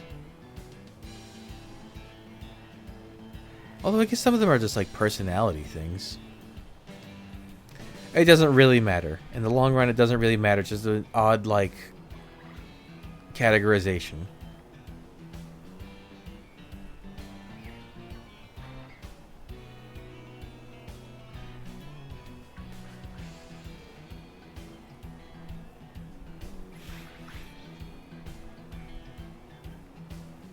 No, still no. Come on.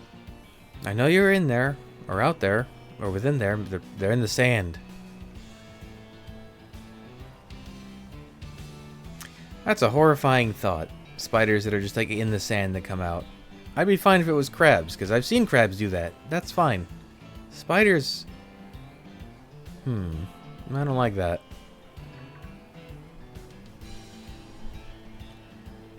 I guess it's oh, no, that was a real R. I guess it's because spiders, part of the thing that's so unnerving about them is they have poison or venom. Oh. See, that one's teensy. Are there there must be venomous crabs out there. There's almost every species has some venomous family member somewhere.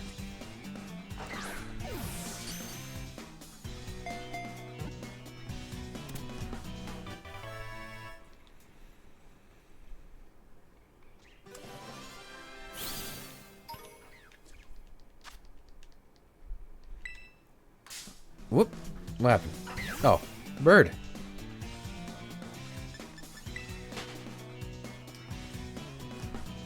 I love when it's a flying, like a bird like that, and you have a, oh, hello, welcome, hello. I was distracted by spiders.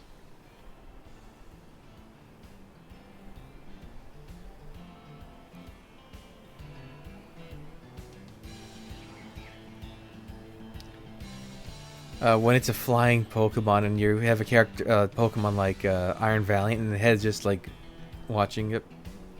I'm good. How are you?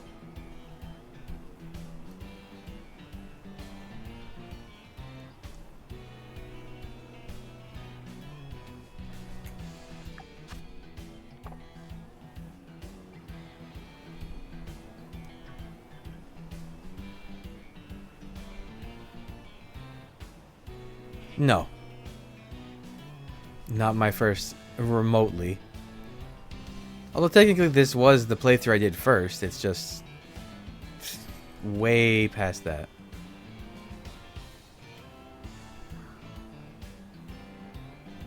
I played this game when it came out. This is that save file.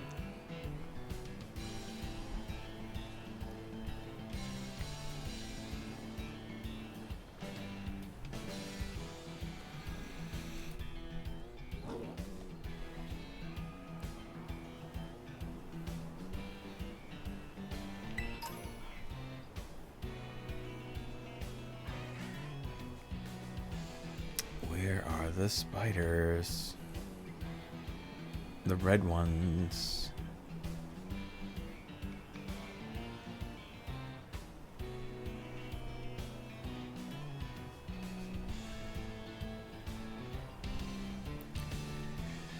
Little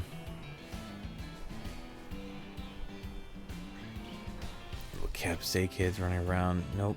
Nope. Nothing. Nope.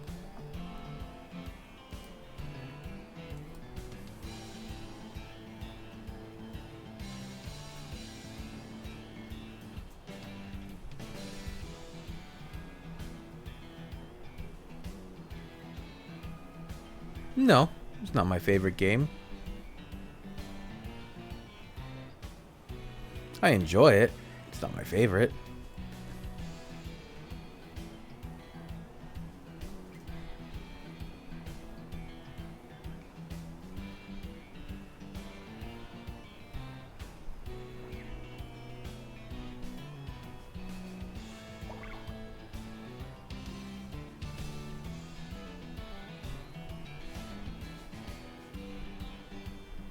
I mean, my favorite is Majora's Mask, but I've made that abundantly clear from how much I've played it. I do want to play another randomizer of it again. Although, there's a lot of games coming out now, so I don't know if I'll have the time.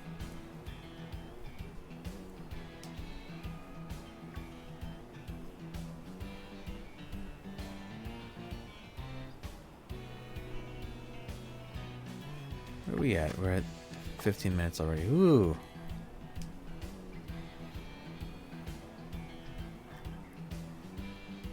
Let me ask something before you ask anything else.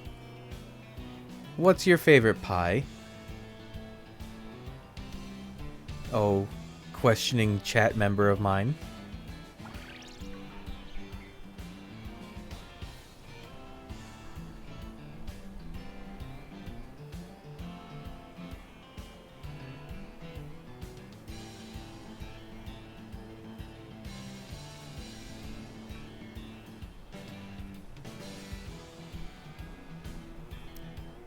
Interested to see the response to this.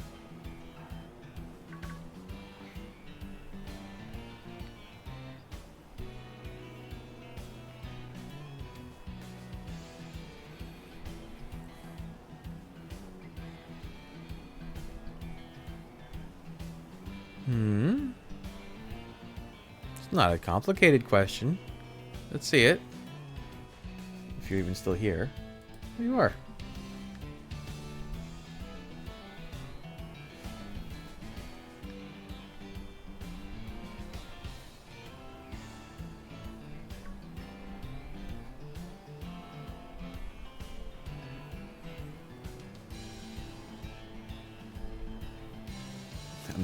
I'm not seeing any activity in there.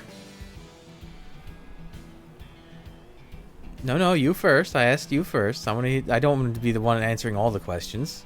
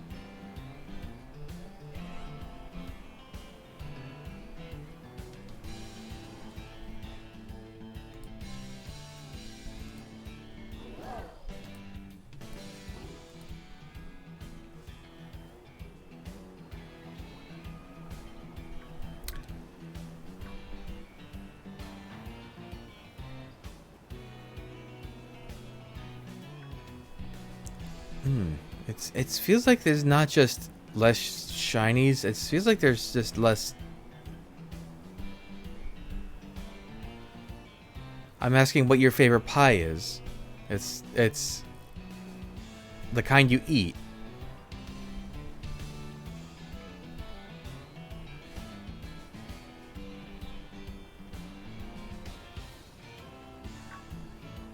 It feels like there's less spawning in general.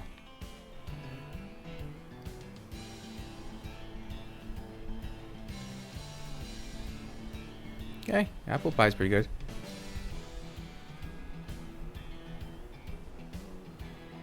I don't know what my favorite would be. I mean, I like a good dessert pie, like a chocolate, but...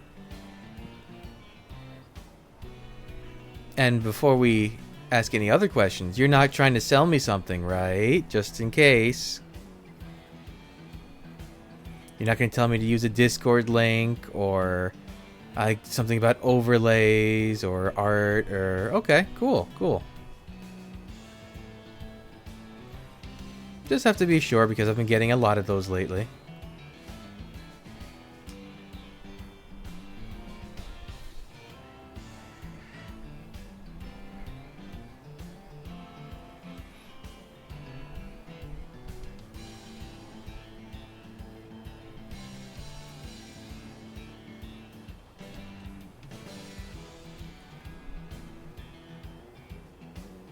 Ah, okay. Graphic designer just watching the stream. Okay. Welcome, welcome. I just have to be sure.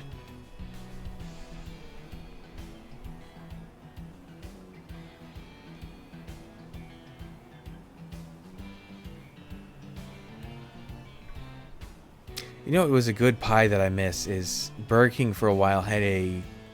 I forget if it was specifically Reese's, but it was like a chocolate peanut butter pie that you could get. And that was good. I think Fridays has something like that now.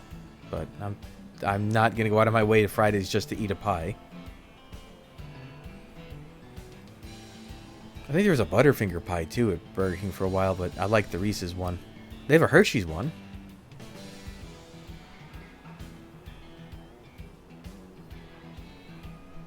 Oh, okay.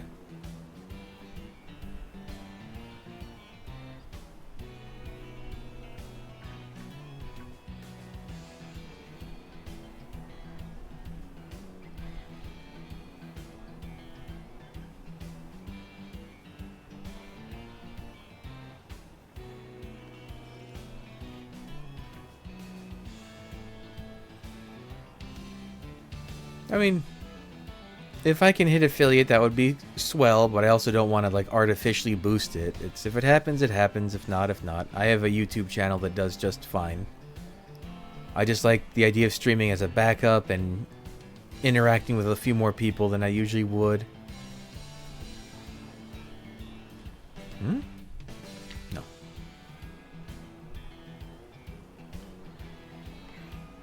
Maybe I'm just going too far out for these, for the radius of these things.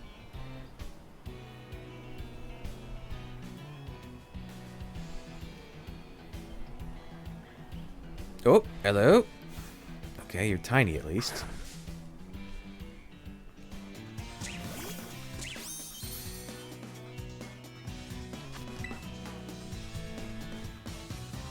Bug.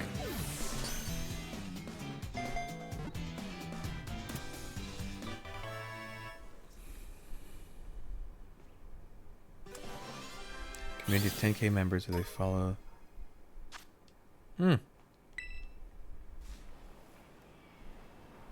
Okay, that's very kind of you.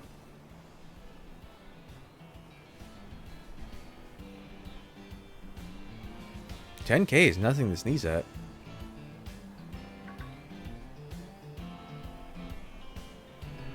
I don't know what I would do with 10,000 people in a chat. That would be so overwhelming.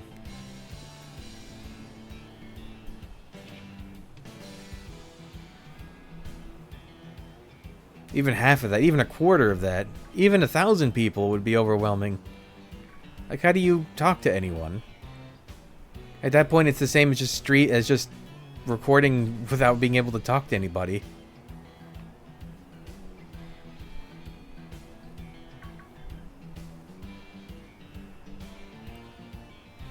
Like, every time I've ever watched a stream from, like, Elder Scrolls Online or Bethesda stuff in general, and there's like thousands of people in the chat, you can't read anything. It's just a wall of text.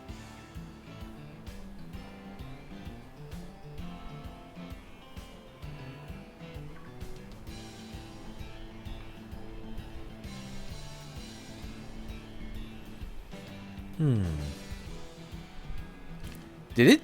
I don't think it had a single sandstorm in this sandwich duration, did I? Oh, I see.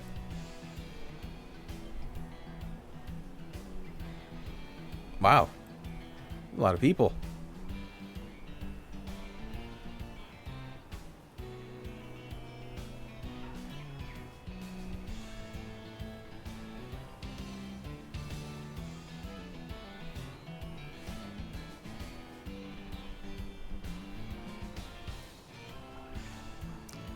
Red spider.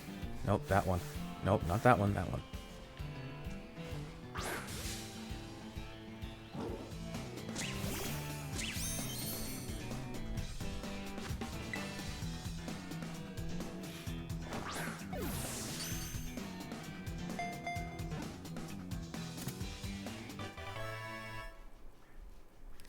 I don't know.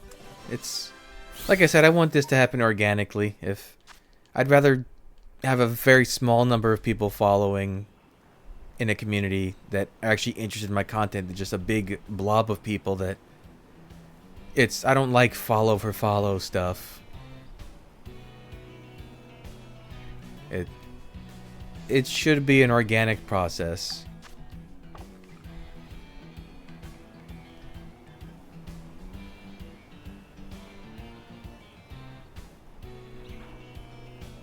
I do appreciate the offers, though.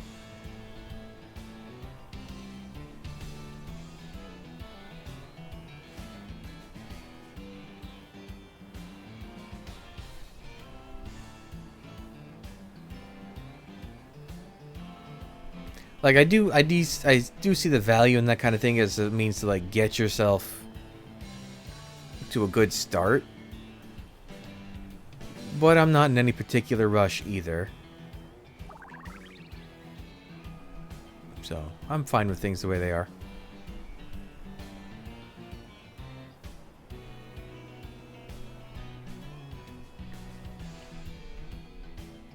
The thing was gonna fall off the edge.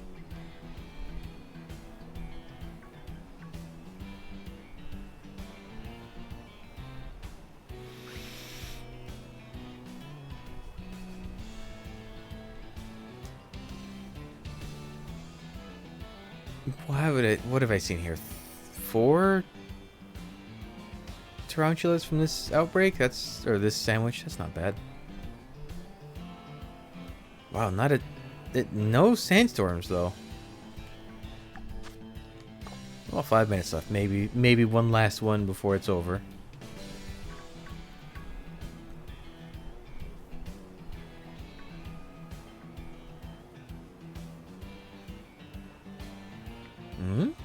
No.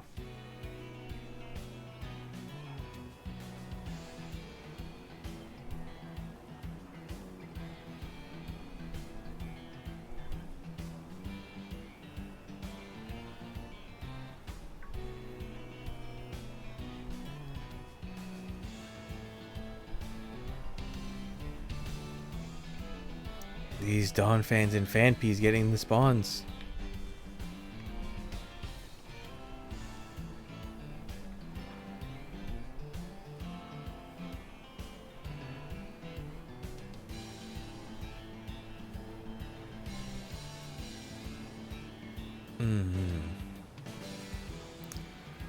Surprised we haven't actually seen any of the non-outbreak bugs around this area being shiny between Relor and Larvesta.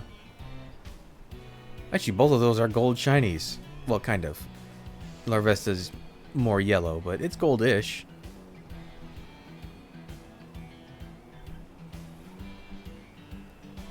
Oh. Okay.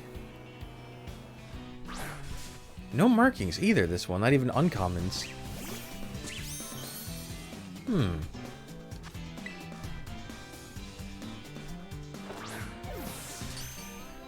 Oh, that person left.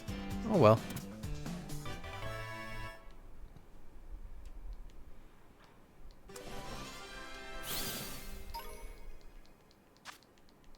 I wonder if they were a bot. Something about the nuance was weird. And I was kind of fully expecting I've seen 5. Okay. Oh, 6 then. I was kind of fully... Oh! Oh! Oh, come on. Not a big one. Fully expecting... Here's a link to our Discord thing. Because that seems to be the 3 things. It's either a link to a Discord, a link to... Or not a link, but like, this is... I sell something or other. Or, free subscribers... bots, whatever.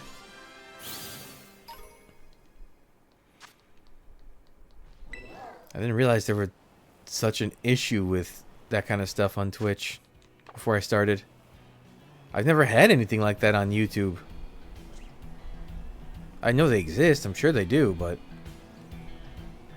maybe it's because the comments take a little longer to process and YouTube probably filters them out better.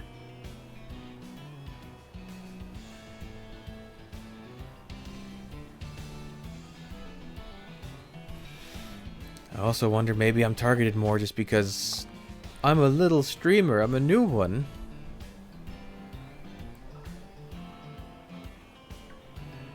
Yeah, the last message was, "That's great of you," and they left.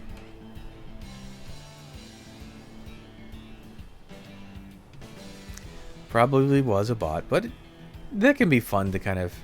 Listen, if people can amuse themselves talking to Chat GPT, of all things, I can talk to a sales bot for a few minutes and just enjoy the...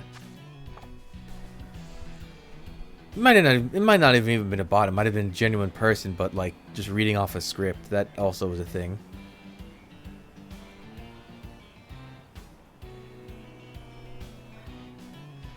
Sad. That shouldn't be a thing. What a strange world we live in sometimes.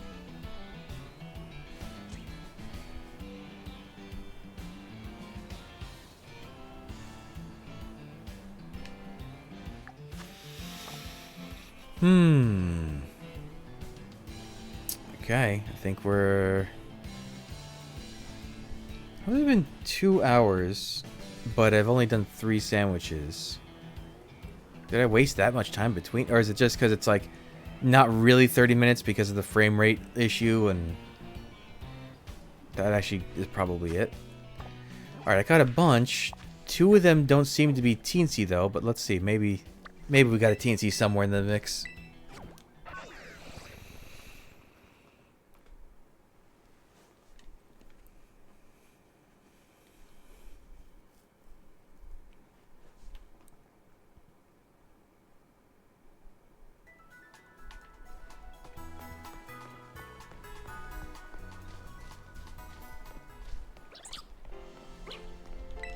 Let's see.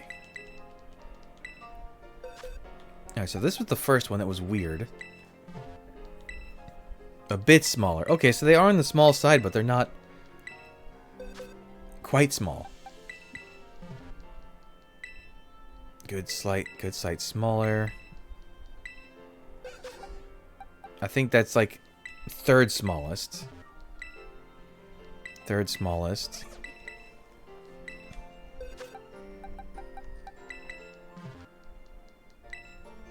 Truly a little one. Okay, so that's the second smallest. Is when she goes, now this is a tiny one. Like, that's the telltale sign. Okay, so I got 2 second smallest. That's fine. That's like range of like 1 to 10, I think.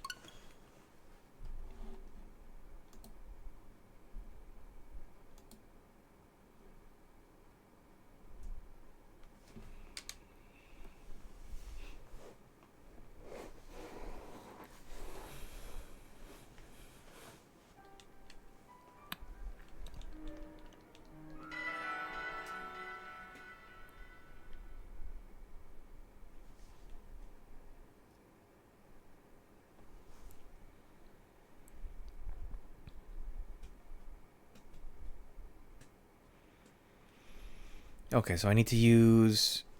If I use 2 sour, the green one, or is that bitter? Does that work too? Because I think I have 2 more of those than the other kind.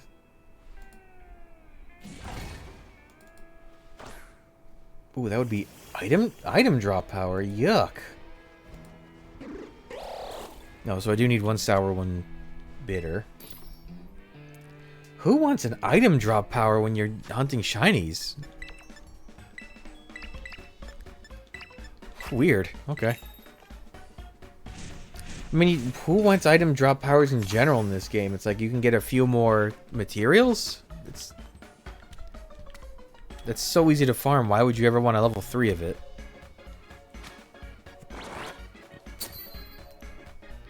Well... Actually, maybe if you're crafting in bulk with the item printer. Even still, your choke point isn't going to be the materials, it's going to be the blueberry points. Choke, did they say choke hold or choke point?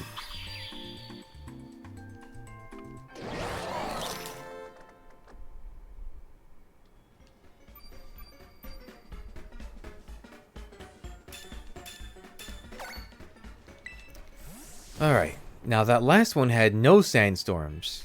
maybe this one will have many. Murkrows, it's nighttime.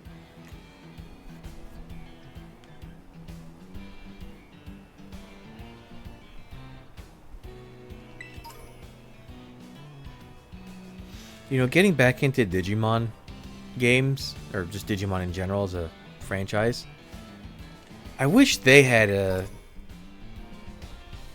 kind of more open worldy style game like this. Like next Digimon, oh there we go, Digimon World, the next order. Oh, kind of had this feel to it, but very scripted spawns, and like that game also is not very well balanced. Most of the Digimon World games aren't really, to be fair. It's like you have to grind to maximum or you're not going to even beat the game.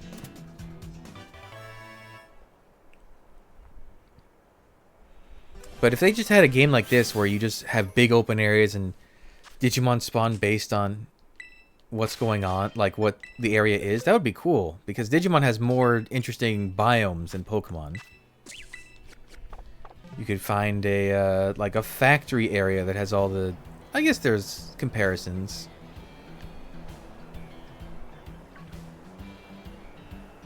But the imagery in Digimon places is much more unique than Pokemon, because Pokemon basically follows real life biomes for the most part, whereas Digimon will just have like a random weird amusement park for some reason that is self-operated.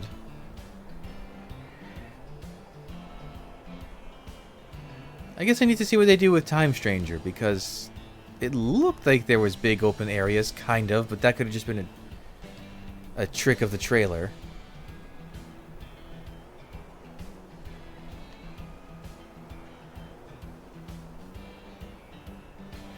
I mean, there was definitely, you could ride Digimon. There was someone riding a Garurumon at one point. And again, it's just a matter of, was that like specifically catered for the trailer? Can you only ride Garurumon? Is it only in one part of the game? Or will it be like the entire game you can ride a selection of guys? There's plenty of like champion level Digimon that look like you could ride them. Hell, there's like 3 or 4 just dogs. Or you could even ride horses. There's Unimon and... What's the Unimon without the wings? Is it Shima Unimon? Something like that? Looks like a zebra.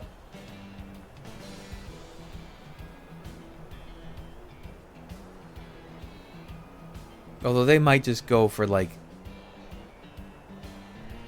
I don't know, protagonist level Digimon.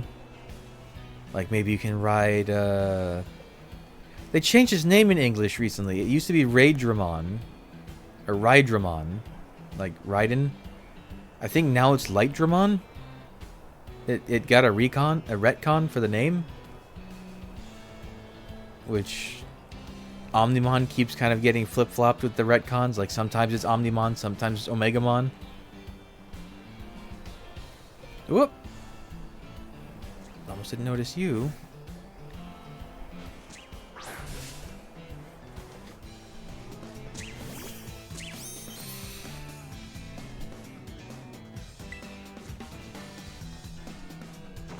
Looking back in chat here, she sounds kind of sketchy, doesn't it? It certainly does, doesn't it? Also, welcome. I was pretty convinced it was a bot. Or at least someone with a script.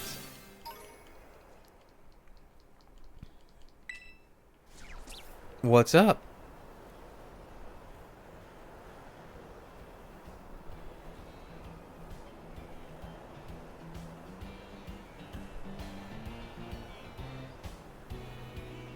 Vibing's good.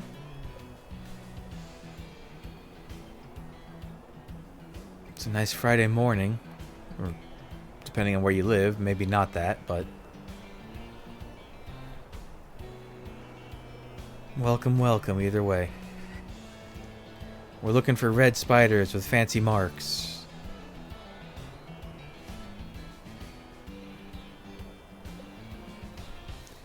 Oh my god, frame rate, please. Yep. Yep. it's a... I don't know if you call it a tradition. It's just a thing I do. Whenever there's a special outbreak, I look for a Pokemon in a place it normally can't be, and I get one with a mark. A rare mark, specifically, not like uncommons. So, I would take anything with a rare mark or a sandstorm mark, because you can't normally find a Tarantula with that mark. I think. Probably. Maybe. Like 90% sure.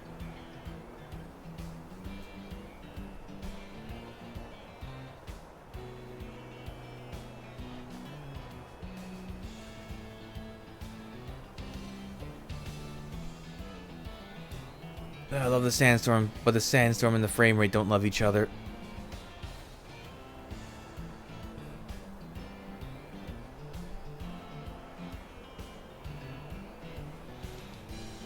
Man, someday, eventually, in the future, down the road, potentially, when I get a Switch 2, when I want to, I will have to see how this game plays on that, just to be frustrated with why it didn't perform like that on this console. Because there's no reason. I've seen games fancier and better looking than this perform better on this console. The optimization is just bad.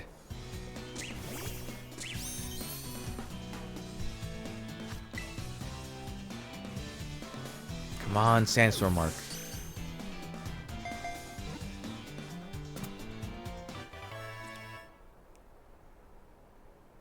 There is. Every weather... Weather? I guess it's weather, yeah. Every weather... You see... Okay. In the top right... Hold on, let me get my... If you look where I'm pointing and you go straight up, in the corner there, there's the little Sandstorm logo. There's markings you can get that will... I don't know if they look exactly like that, but... Nope. But it'll correspond. I know there's sandstorm, there's overcast, like if it's cloudy, there's raining, there's thunderstorm, there's snowy, there's severe snowstorm. Oh, there goes the sandstorm. There's, yeah, severe sandstorm. And then Sword and Shield had two that aren't really in this game. It had like the misty fog, like the fairy terrain stuff. And... oh my god, the popping on the sides there is bad. And intense sun, like, you know, when Groudon comes out and makes the intense sun, like, you could have weather like that in Sword and Shield. Those also have marks. You can't get the one for the intense sun in this game, but you can get the misty one kind of exploity. Ooh, Dawnmark's a good one. I like, of all the other time of days, the only two I kind of like are the Dawnmark and the Duskmark, because they look cool. Like, lunchtime is just a fork and a spoon, and the nighttime one is just Z's.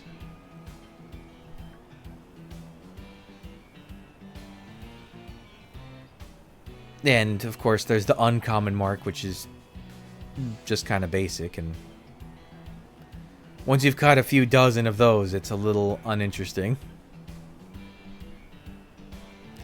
But, like, when I say a rare mark, I mean... Actually, I have a few here at the end. Some of you do have, right? Yeah, like this one has. Exactly, like that. When you have one like the Feisty, I've got this one. Thorny. I've got Intense. Zoned Out. Kindly. Stuff like that, but on Shiny specifically. Oh, wait. Actually, better demonstration. Where are you guys? Oh, I guess I put them away.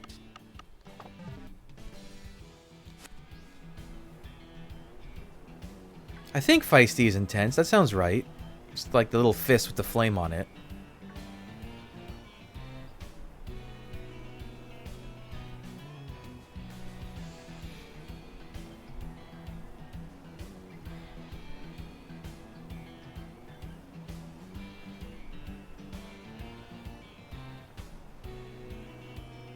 There's also, if I find them, they're not likely, but if I find one that's the absolute smallest or absolute biggest and they get one of those marks, I would count that too, because that's pretty rare.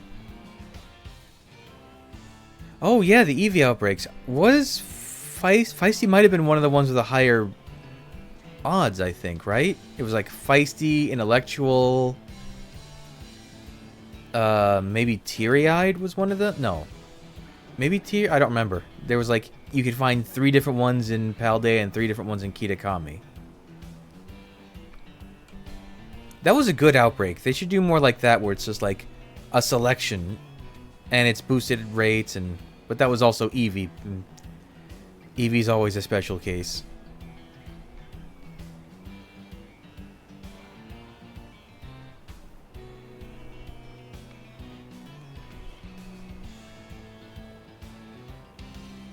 I feel like Feisty can go pretty well with an Eevee. No, intellectual isn't just Reddit. That's funny.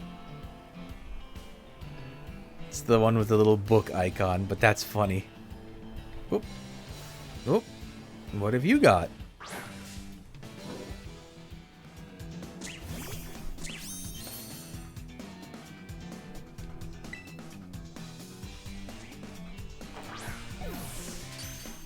I guess you could use like intellectual for Reddit and like that angry look. I think it's called the scowling mark. You could use that for like 4chan.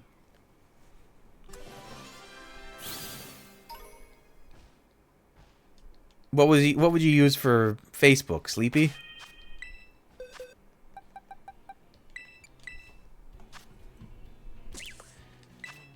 Oh, speaking of Sleepy.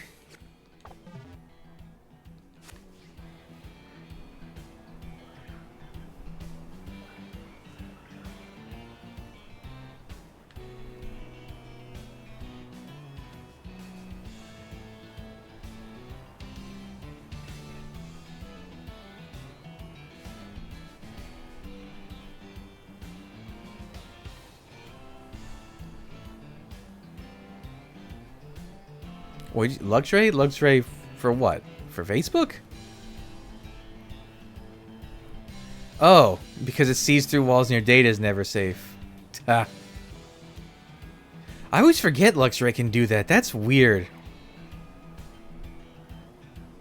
Like, what are seemingly random things? Like, here's an electric line, here's a bigger electric line, and then here's an electric line that can see through walls.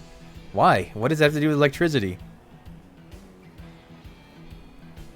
The thing gives you cancer by staring at you too hard.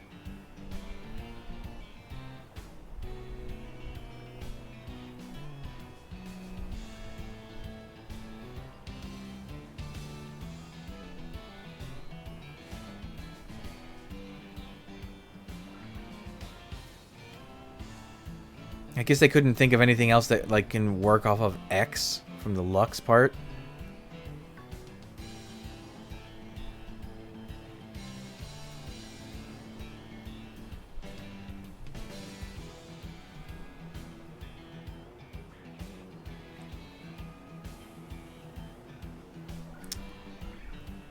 How many spiders have I already found? Let's see. I had 2, and I found 4. Okay. France had a great idea that Wildback Luxury could be valid. Yeah, I mean, listen, it's no secret. God, that poppin' is still weird. It's no secret in the Pokemon world. They must have better, just medical stuff in general. Between what some of the Pokemon can do and seemingly lack of like health insurance and stuff like that, and you walk into a building and they heal everything for free. It's sad that that's the world we could live in. Probably not, but we could.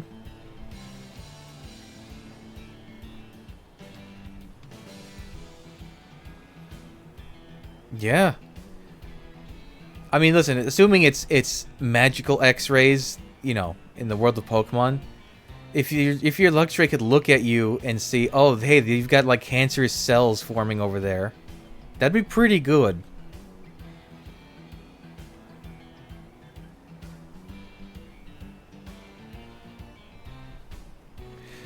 But the only way that would work is not if it's shooting out beams of X-rays, but it's like... It couldn't be X-rays, it'd have to be working off like a visible spectrum instead. Unless that is a way that X-rays can work.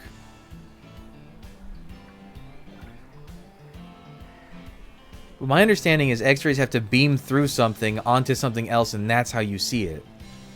So I guess it doesn't work no matter what. X-ray vision might not actually be X-rays.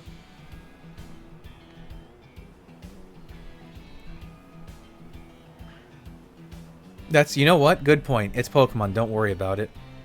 Just look at the pretty creatures and smile. Or look at some of the ugly ones and smile too. It's your choice.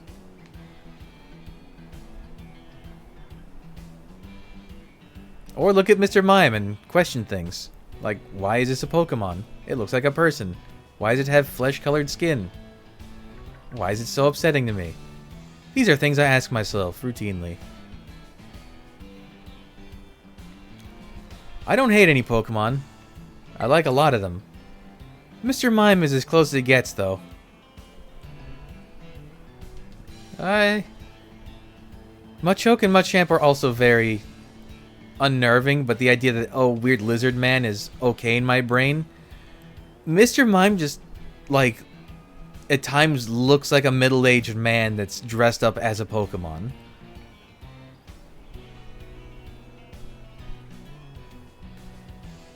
Although the weird thing with Machoke and Machamp with, like, they just grow underwear or tights or briefs.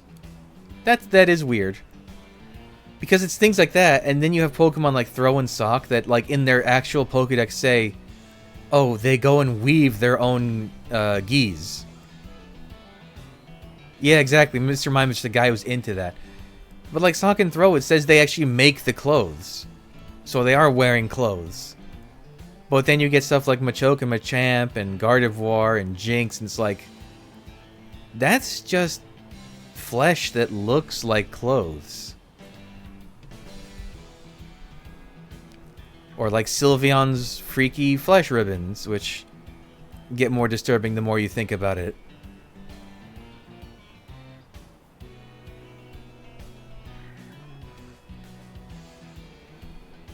I guess they gotta fit in.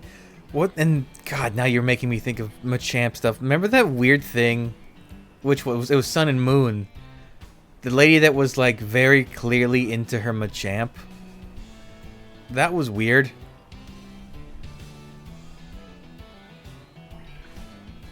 That was really weird. I didn't like that. Oh, are we talking about like the canon / non-canon leaked stuff?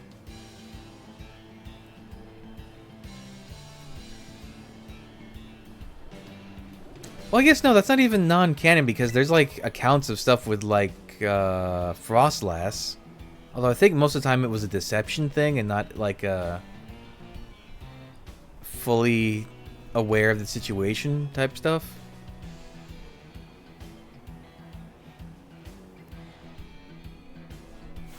You're not a shiny, are you?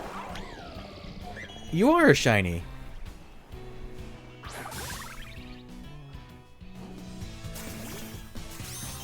Huh. You're not even boosted right now. That's a full odds. Okay, sure. You look good in an Ultra Ball. I guess I'll keep that just in case. Unless, if I don't get anything this outbreak anyways. That was weird.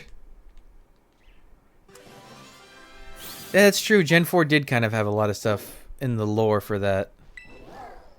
Huh. Okay, well, hey. I don't even know how I spotted that, because the only difference between Silicobra is it goes from green eyes to yellow.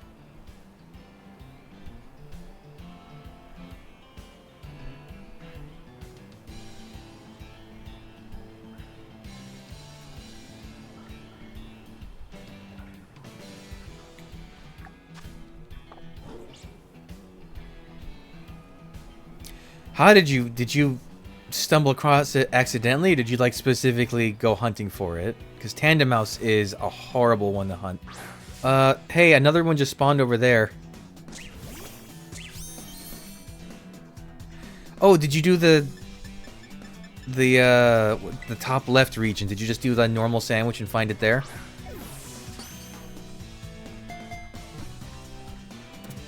That like rocky canyony area?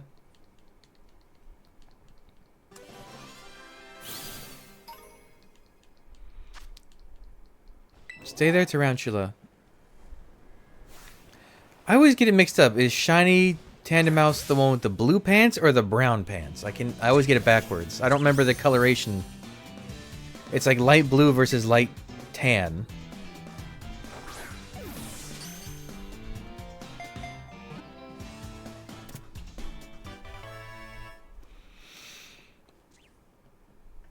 I don't miss that hunt. That was terrible. Trying to find a tandem mouse that evolved into a family of 3. Ugh. That one took me days. And in the time it took me to do it, I found 2 other tandem mouse that didn't evolve into 3 that had rare marks. Like, actual rare marks. Oh wow, it was a full odds and you just happened to notice. That's crazy. Because you gotta be, like, zoomed in to see it, too. That's some sharp eyes you've got.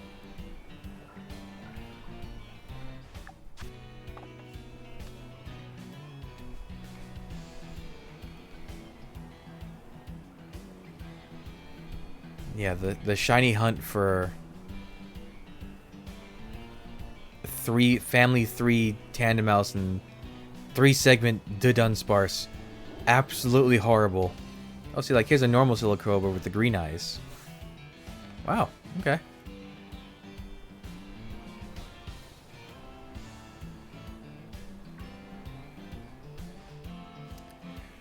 Ooh.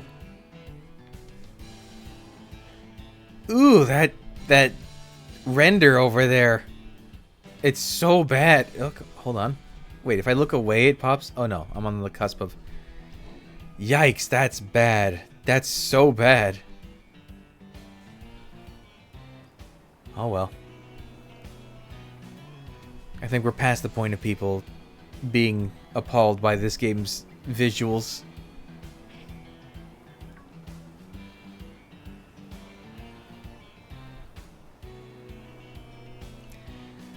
Yes, they are perfect if you don't look at them. I'm so curious to see comparison videos when the Switch 2 update for these games comes out. Like, are they genuinely going to look good and perform so much better, or is it just going to be kind of like polishing a turd? I do like these games, but you can't argue at all that they don't have bad performance and bad visuals.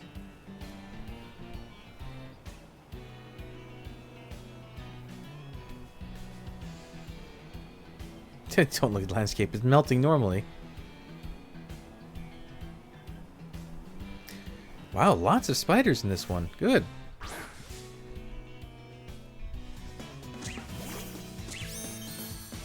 Surely, one of these is bound to be as tiny as it gets.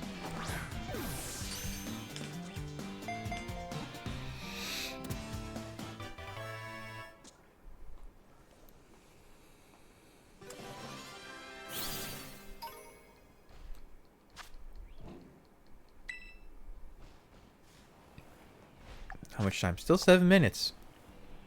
Okay.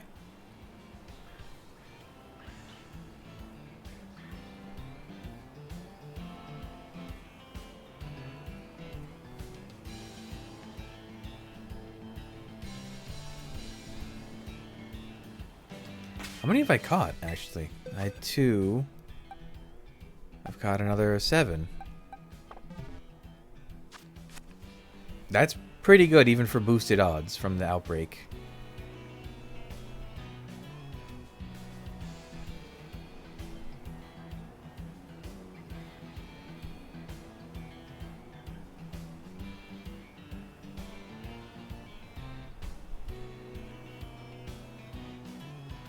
Oh, frame rate, please.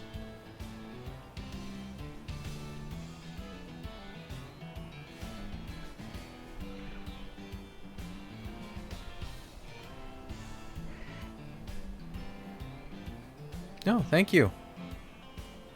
I appreciate that. I try to be consistent with streaming. Trying is the key part there, but Monday, Wednesday, Fridays, usually in the mornings. And it's not always the same games. This is Pokemon. I just finished Death Stranding. Actually, I gotta go back and do some stuff in Death Stranding. But I'll do some of that another day, or maybe even later today if I have the time for it. I'll probably do some Assassin's Creed stuff next week because there's been a couple updates. And then Wednesday, Deltarune Chapter 3 comes out. I'm going to play the hell out of that. And Chapter 4 if I can at the same day. Otherwise, I'll just do on Thursday. I'm very excited for those. I'm going to be sitting here like minute of waiting. Well, it's weird because I tried to mess with the schedule thing. Maybe I don't know enough about Twitch. I tried to message to like do the schedule stuff. You can do like a set in stone, like, oh, I'm going to play this game every day on this week. Or every day of this week. But you can't just say like, I'm planning on streaming in general. It's weird. Like otherwise I would do like, you know, Sunday rolls around, I go and I say, okay, well these days I know I'm going to have time, so I'll stream on those days. But it doesn't work like that.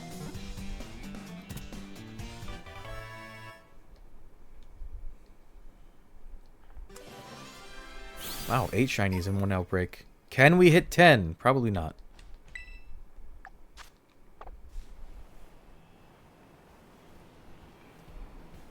Although technically I got 9 because of the Silicobra.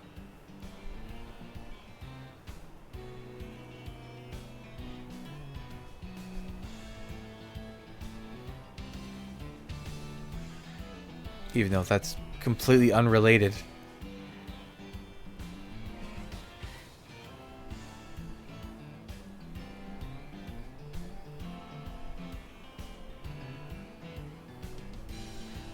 How? I still don't know. You know what? It's also... I know how. Because Silicobra, the shiny, instead of this like tan color for the hood part, it's gray. That's how I must have spotted it. It's like more monochrome-y.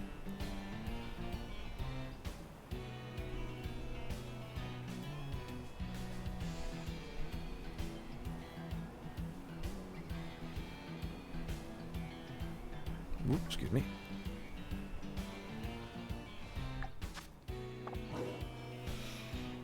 I mean, I am kind of satisfied as far as things I've caught. That Duskmark is pretty rare. But I kind of want something more in line with what I look for. But if not, I probably got one more sandwich in me to do for this hunt, and maybe I call it there. We'll see.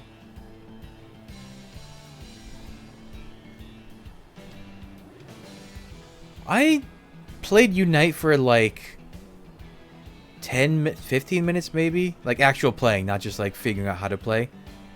Didn't grab me. It's... Oh, wow.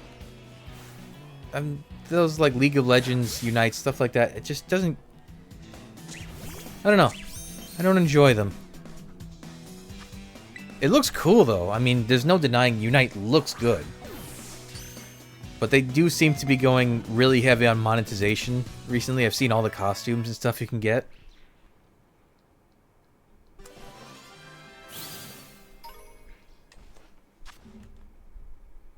Hmm. 2 minutes? Hey, maybe we can find one more.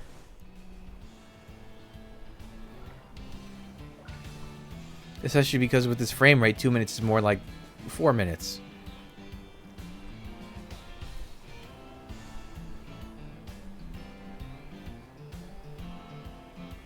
What else do you stream besides? Are you exclusively Pokemon in general, or is it just like what's your stuff? Give me the deets.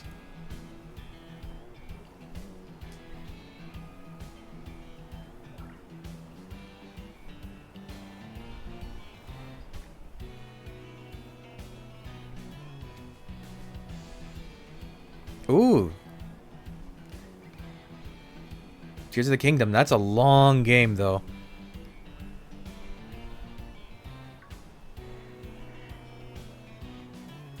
It's a fun game.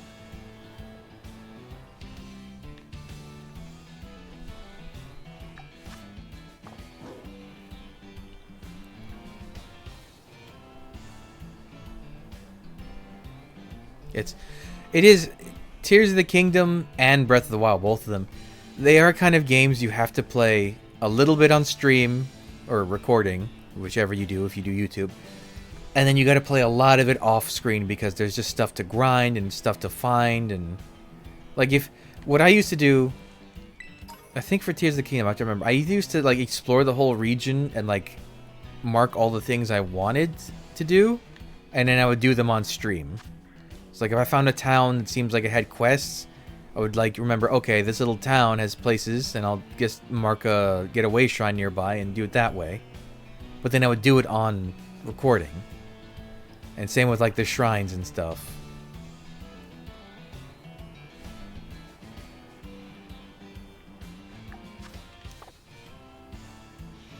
In fact, that's probably, I'm going to do something similar with Death Stranding 2. Explore a little bit of an area, find some stuff, and then off screen grind out like, oh, I got to make deliveries to these guys and these guys. There's just some games you got to do it like that. Because wandering around for 4 hours does not make good television. Well, I guess in the beginning of those games it does, because you're like seeing all these things for the first time, but after a while and you've seen a bit of everything, it just becomes mundane.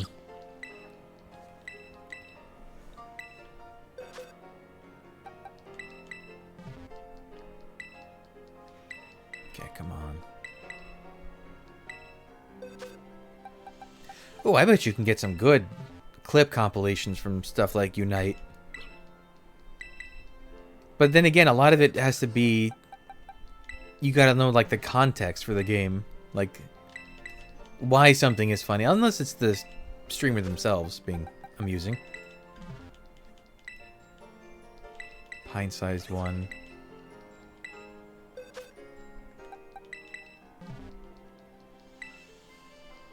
Oh, none of these are teensy.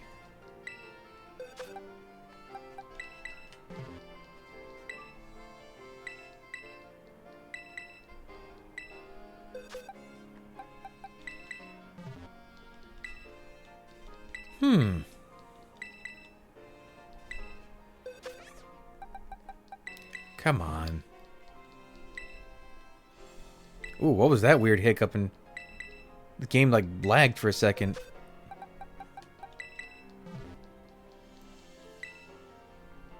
Damn, okay. Well, say goodbye to Silly Cobra. We go one more time.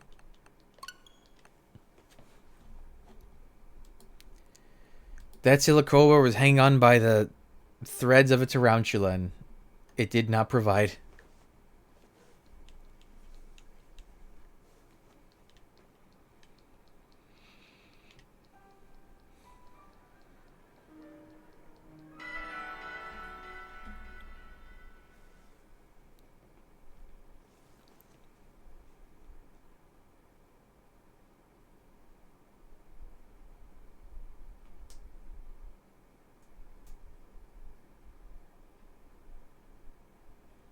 Oh, okay, yeah, see, there, if you have narrative stuff on top of it, yeah. But, like, if I just watched a gameplay compilation of Unite, most of it would probably go over my head. Just like, what if something was funny?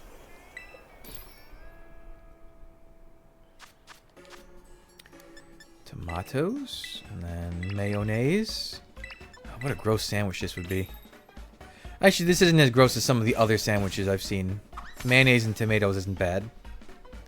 But you need like a meter of cheese on there. I do not have a Discord. I mean, I technically have a Discord, but I don't use it. It's... Do I have it? I might have deleted it, now that I think about it. I don't know. I don't really use it for anything.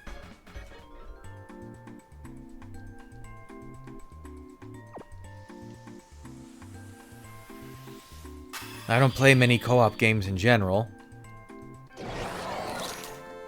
Or, really, I don't even remember the last time I played a co-op game. Or any competitive game. I don't play PvP. Because I don't enjoy PvP, but... Yeah, I don't really have any reason to have a Discord.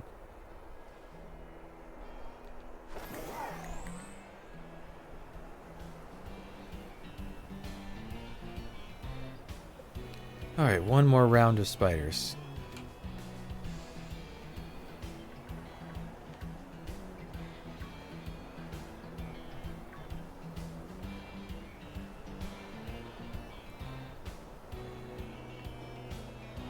I do like the one I got with a dusk mark. I keep thinking about it because that one is like, how fitting.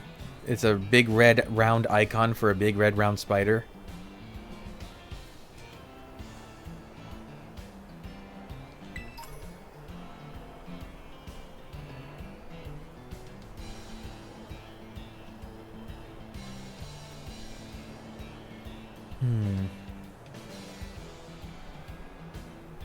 Come on, guys. I need you to despawn. Thank you.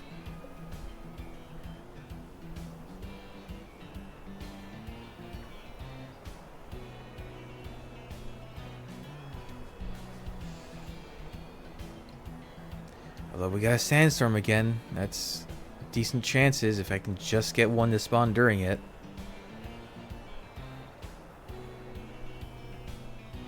Now they're really spawning in mass.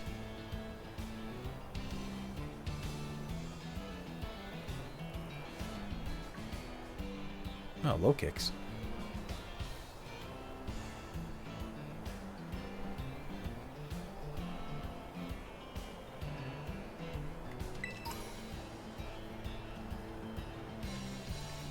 I wish Spidops was better. It's one of the worst not just in this generation, it's one of the worst Pokemon full evolved, period. And I hate that we've seen from like the data mine and scrap content that there was going to be a more powerful version of Spidops. Like he's going to have a second form. Instead it got scrapped and we got a really bad spider. Oh, you an artiste?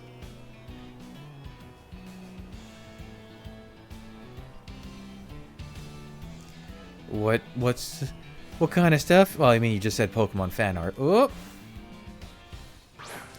But what kind of stuff you draw? I guess is the question.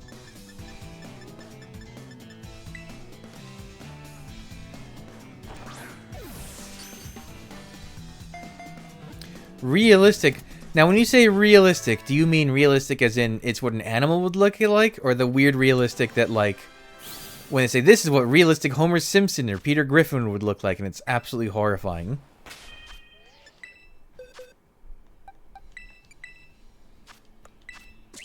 Hey, there we go. That's a rare mark. Deed is done. Ooh, those can be beautiful when people draw, like, especially when it's like an animal that, or a Pokemon that like is somewhat adjacent. Like I saw a Dragonair someone drew one time that was gorgeous because it had like shimmery scales, like a snake scales, but like feathery, the ear wing things. That's twice now Dragonair came up in this stream. Huh. I'm not even partial to it. I guess it's just as a good visual Pokemon. Well, my hunt is done, so now we can just hang out until the sandwich is over and see if I find anything else. Ooh, birds. Yeah, I mean, if you know how to draw feathers, I can't draw feathers to save my life, and I haven't drawn in a long time anyways. But if you draw feathers well, ooh. I just saw, you know what? Come to think of it, where did I see that? Someone made a painting. I have to remember what it was. They made a painting of feathers from Pokemon. It was a framed piece that they made that looked like if you had mounted 3 feathers in real life, but it was obviously it was clearly a painting, like with a shadow and everything. And it had an Articuno feather, which was like a flat squared off one, a Zapdos feather, which was like skinnier and pointier, and a Moltres would had like a cool blooming to the end of it. It was really... Where did I see that? I think it might have just been like in a Reddit post that popped up somewhere. It was gorgeous, though.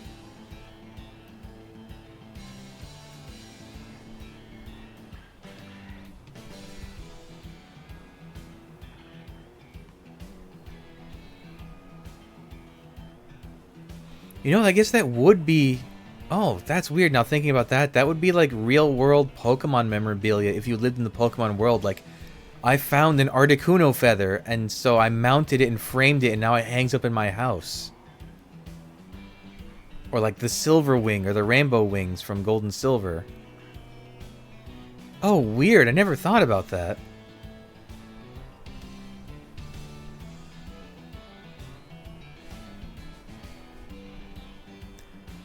Oh, Lugia's a hard one too, because Lugia's got that like combination bird slash whale thing going on with its feathers.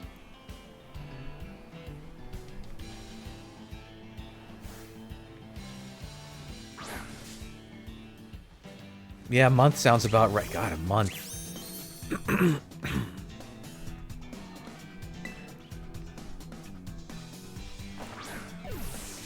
I'm surprised. I'm honestly surprised if you drew all those feathers. It only took you 20 layers. I would have got lost somewhere in there.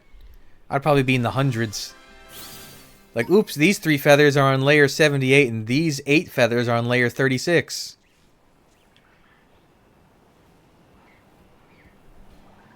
Oh, if you have a Tumblr, just link me that. I have a Tumblr.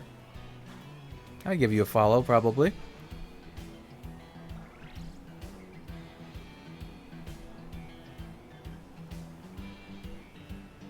I don't know. Can you? Is the thing gonna throw a hissy fit if you link a Tumblr? I don't know enough about Twitch bots and all that.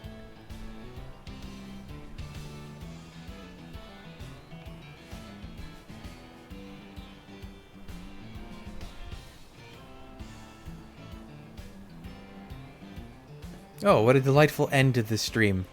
I'm getting to see some fun art. I caught a spider I wanted. What's the thing for absent-minded? Is it just like the airheaded or something?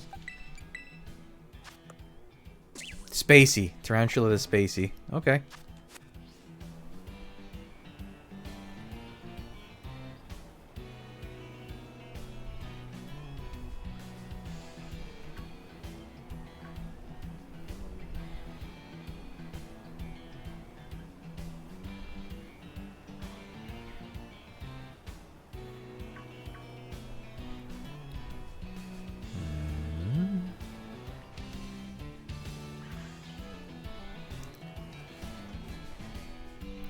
Let me open that in a new tab. Wait, this looks... Oh.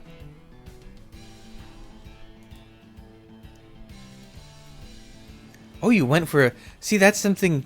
Some people... It's...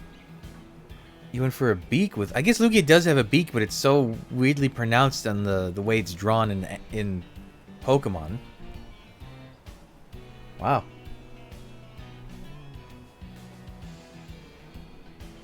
You went really feathery on this. This is cool.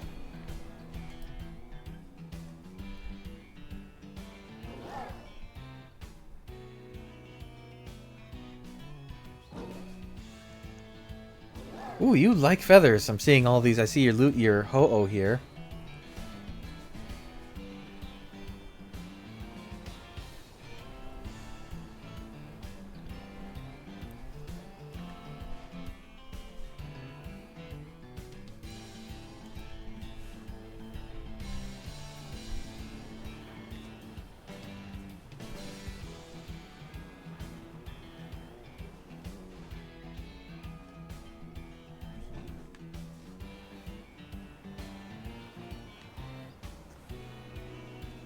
I know this. I'm just scrolling through your post now. I see this Animal Crossing one with the trees thing.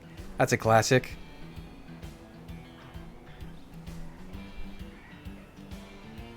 Yeah, I like your style. What do you use for your coloration? What's this effect you have? It's like almost a gradient, but not quite, with a like dotting. Not a dotting, but like a. Like there's interspersed saturation? I don't know how you describe it. Clip Studio Paint EX. Interesting.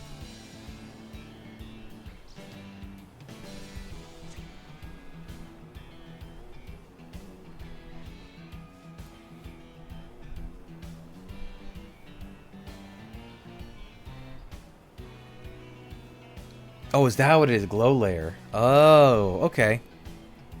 Yeah, because I was trying to figure out what, like, there's something you do with it that it kind of makes it like a popping, like, glow, I guess, is the term I would use.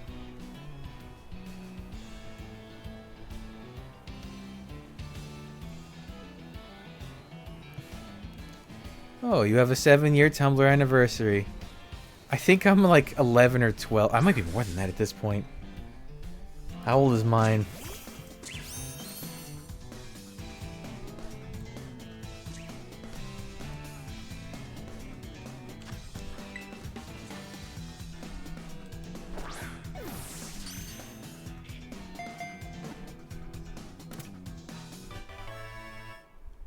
Is this?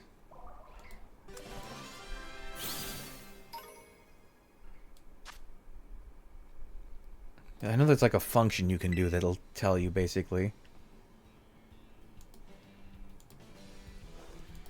But that's, now I'm thinking about that. Fun fact is I do most of the feathers by erasing a darker layer on top. Oh! Oh, that's an huh. Yeah, that is counter shade. That's a cool way to do it. So you're basically making it lighter by removing dark. Oh. Cool.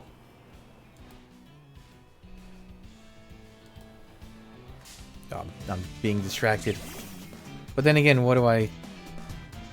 At this point, I got what I need, so I don't really have to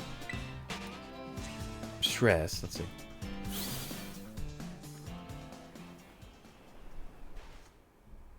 Oh, you dumb thing. There's supposed to be a dot there. Okay, how do you do it? You go to there, you click little drop down, you see month. Uh-oh. Uh-oh, this is going very far back. Wait, no, stop going this far back. Okay. July 2011. Oh no. Oh no, so I'm creeping up on my 14th year of my Tumblr. Uh-oh.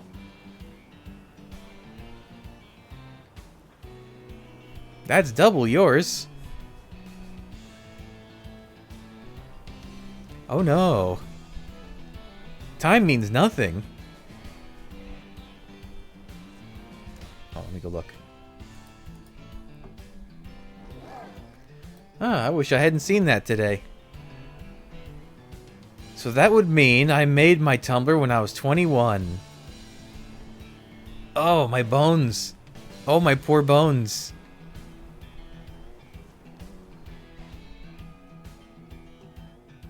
Let's see. It's not popping up yet.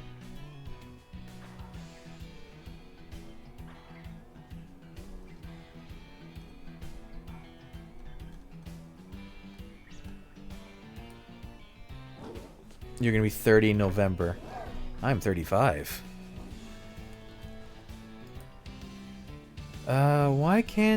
Why is it not popping up? Which one is it? Am I missing? Am I like scrolling past it? No.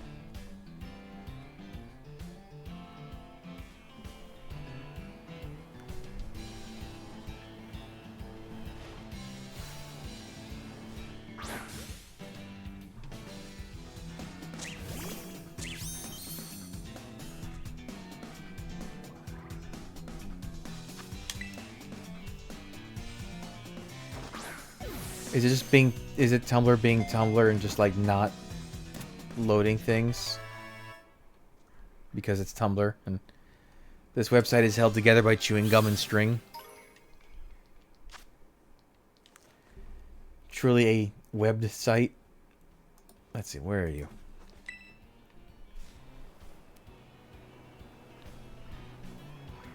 Oh, okay, there it is. And now, of course, now if I refresh the page. And there it is now. Weird.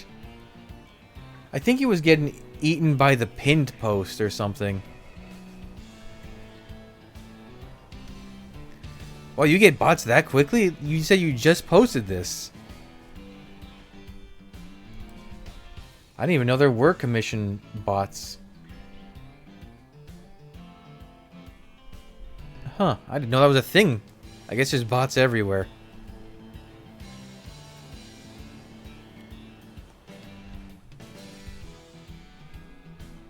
I like this very chickeny. It's like not really chicken. It's like almost a wild chicken look you gave this ho-oh.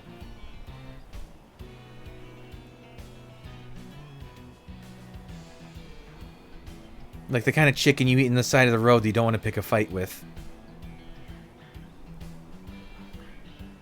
It's got a bit of peacock to it, actually. Now that I take a closer... I'm distracted, multitasking here, but...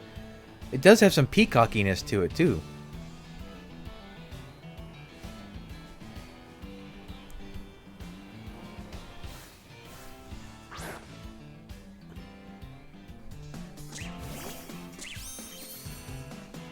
Oh my god, there's one up on the hill over there. What was this? Was my luck all backloaded for this sandwich?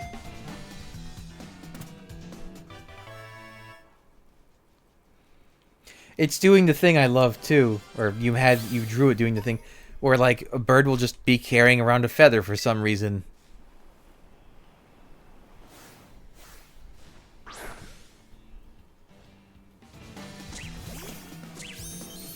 No, I have time. I have a general idea of the distance for despawnings. And especially, I'm not worried with Tarantula because it's a very slow-moving little guy.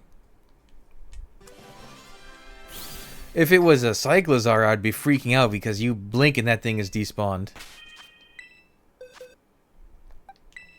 There's a spot, I think it was actually lunchtime. Nope, wrong, come on. Lunchtimes. Pair of lunchtimes. I think it was actually right... Where was it?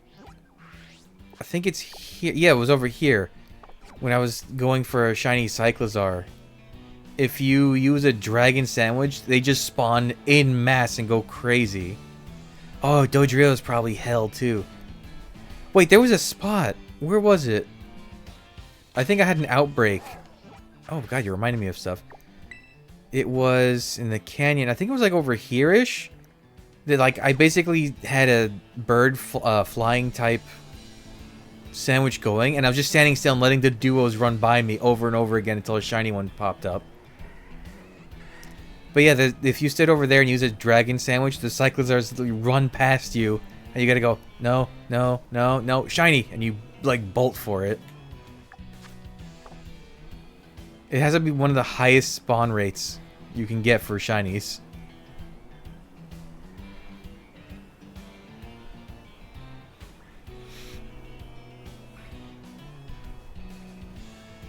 Okay, so clearly you like Pokemon and you like birds. Oh, what's the matter? My dog is making sad eyes at me. What do you need? You want to speak? Say hi to everyone? Well, I was going to say, what's your favorite Pokemon?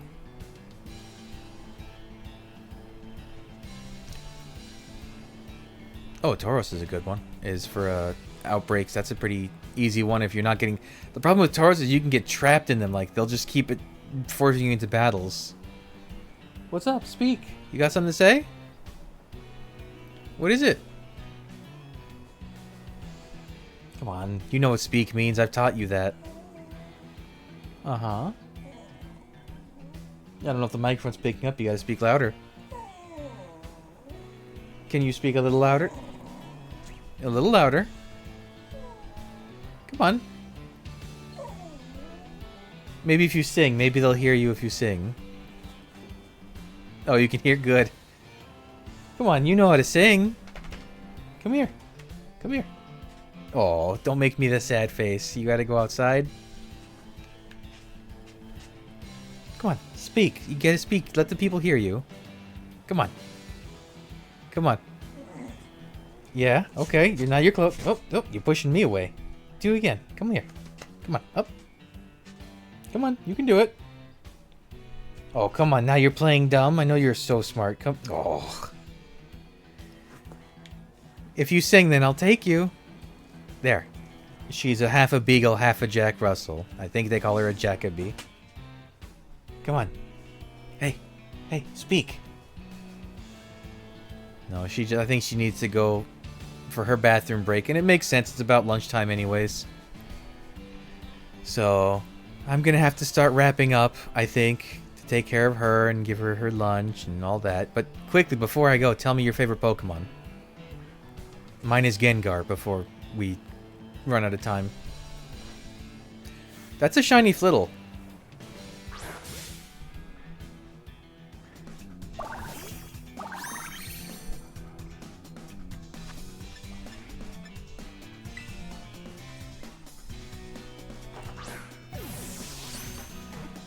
Ooh, it's not getting caught. Huh. What are the odds of a flittle? Oh. She went to go take a break, I guess. Decidueye and Lucario. Those are both good. I do like Ghosts, so Decidueye is my pick of those two. Do you like regular Decidueye or Hisuian's Decidueye more? I never saw the 8th movie. Oh wait, was the 8th... I always get them mixed up. Is the 8th movie the one with the Reggies? Then I have seen that one. I can't keep count of all the movies.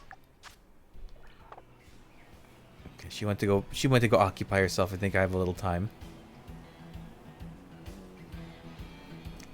That was... What was that? It was like Lucario and the Mystery of Mew? Or Mew Mystery, something like that? Alone. I think that might have been one of the last Pokemon movies I watched.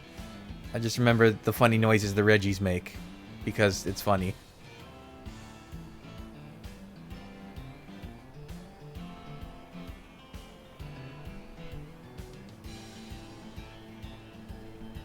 I like Hisuian. I do like Hisuian. I wish...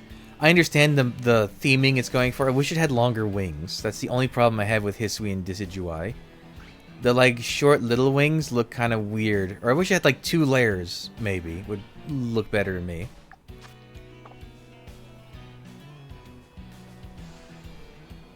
It does look like a badminton bird. Is the badminton bird different from a shuttlecock? It's the same thing, right? Those are just the same word, or the same thing with 2 different names. Isn't that from... Yeah, it's the same. Okay.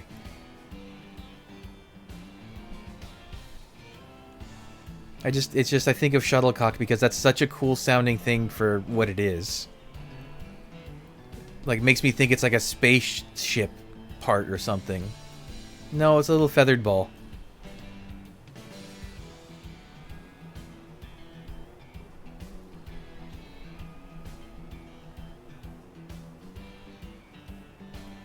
Oh yeah, it does look like a shuttlecock now that you think about it. I mean, with a little, like, Ronin hat, but yeah. Well, it's a cool thing.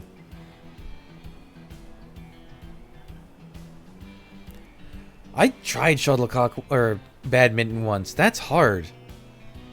I could never hit it correctly. If I could even hit it. Like, even tennis I struggle with.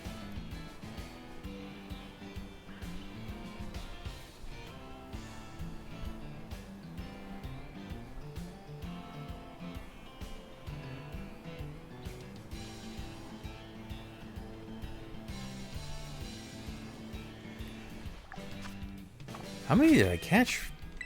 Besides the one, obviously, that was perfect. Oh, 5 in a flittle. Weird.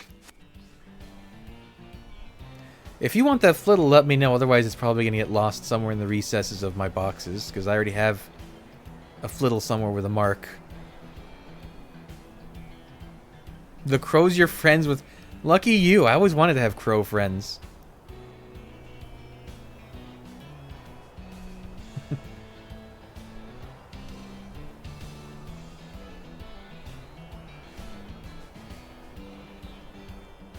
Okay, if you gotta go hang out with your birds, I get it. I won't be offended at all.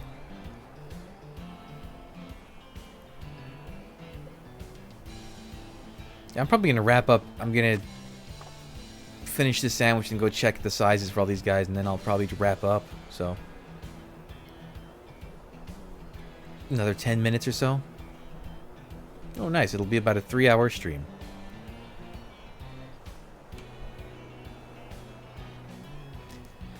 See, this is the kind of interaction I like for Twitch stuff, is just have a chat with people. Not what that bot was trying to sell me with. We can join with 10k followers, and it's like, no thank you. Or 10k members, whatever it was.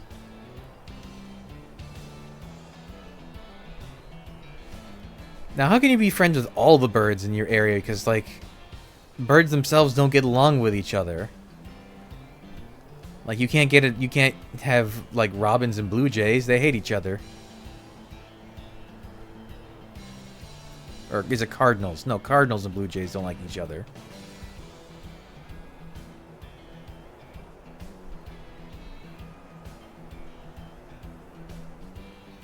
How do you befriend a turkey vulture? I've always wondered that, because they seem like they'd be kind of chill. I mean, they have a very much a vibe of, you don't mess with me, I don't mess with you, and we're cool. Do you just give them food, and they're your friend? Well, I know they're social, but not with people.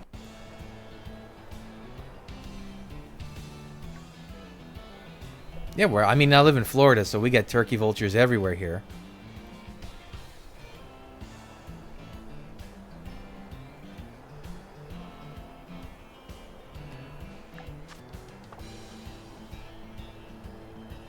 Huh.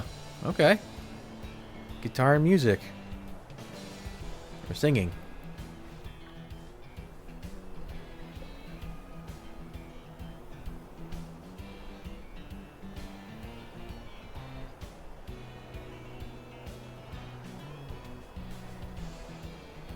Wasn't the thing with, especially with social birds, is that, like, once you befriend one or two of them, they kind of, like, word gets around between the others that, oh, you're a pretty chill person to hang out with? Isn't that a thing? I know crows do that. Like, if you befriend a crow or two, then they tell their whole family and friend group that, hey, this person's pretty cool, go hang out with them. I can't imagine hawks do that. Hawks are pretty solitary, no?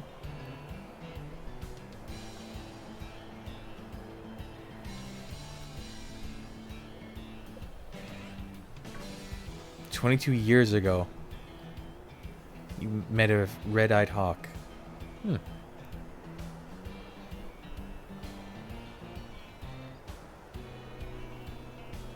22 years ago, I was getting into middle school.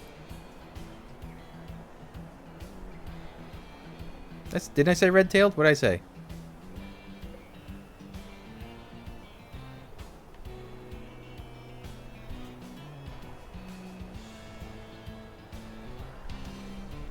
I'm not even sure. What does a red-tailed hawk look like? I don't even know. Oh, I said red-eyed? Oh, because I saw eye. Okay. Whoops, that's my bad. Oh, I know these birds. Like, there's one... Well, no, not one of these. There's a falcon. There's a little falcon around where I live that I've seen from time to time. A red-eyed. A red-tailed, a red-eyed. Eh. It definitely doesn't have red eyes, so there's no conflating the two.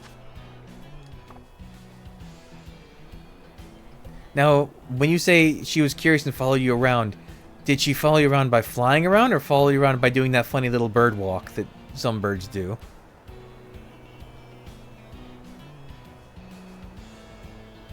Now you're making me think of... which movie had the big, giant hawk that, like, befriended the kid?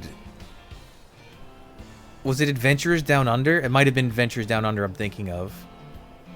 With, like, the really crazily well-animated bird. Actually, that whole animation... That was Don Bluth, wasn't it? Huh. The kid and their bird.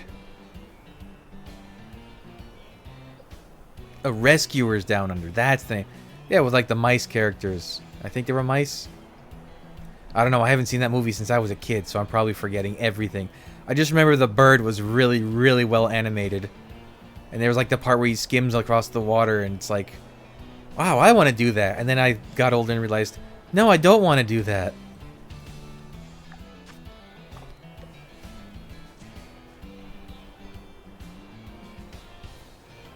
That was Don Bluth, wasn't it? Anyways, continue your story. Tell me more about your bird.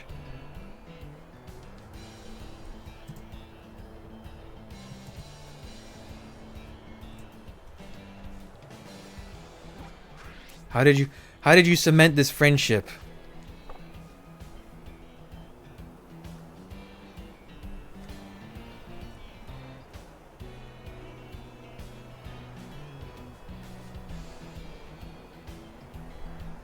Oh, don't say it was from 1980. Well, that's before I was born, so it's not like I'm suffering that much. 1980. Does not say who.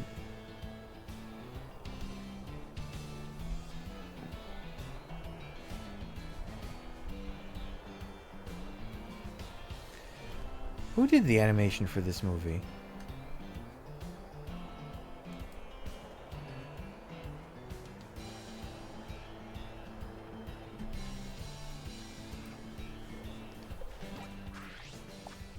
Okay, well, that sandwich is done. Let's go see if I get any little guys.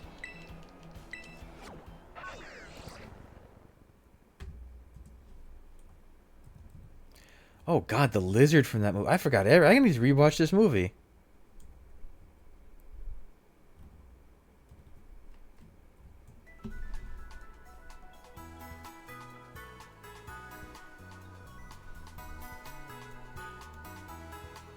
It wasn't Don Bluth. No, it's not. This isn't. The more I look at it, the more this is not Don Bluth.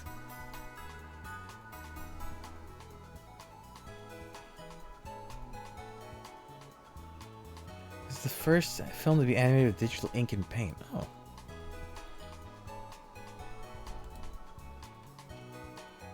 Oh. Oh, you. What an interesting dynamic the two of you had.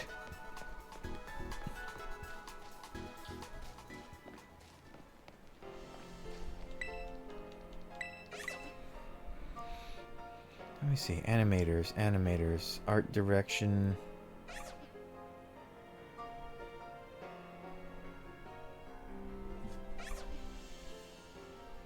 Art department. Who did this? Roger Allers, John Alvin. Storyboard, visual development, Chris Buck.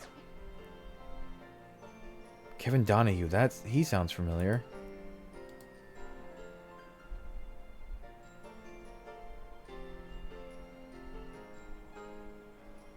It's all storyboard artists and visual illustrator Rick Law.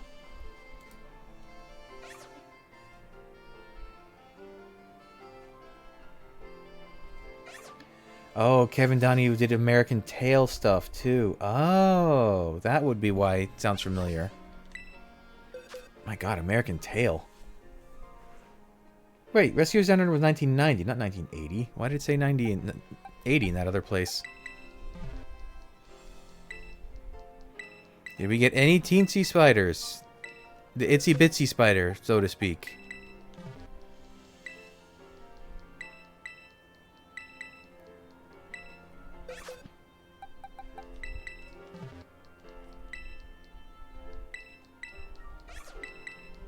Oh my god, Rover Dangerfield. Mighty Mouse, I've seen most of these. I've not seen the thing what lurked in the tub, whatever that is.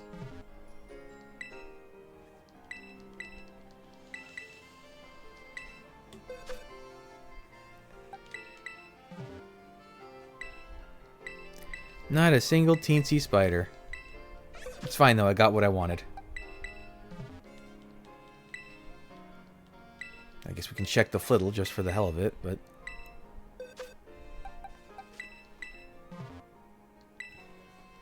Nope. Okay, weird. That was just a random flittle.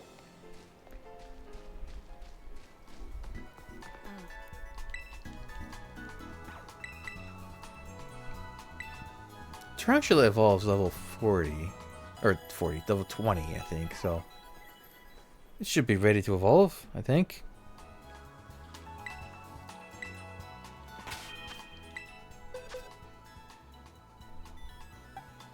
So I'll keep this one as Tarantula, and I'll keep this one as a Spidops.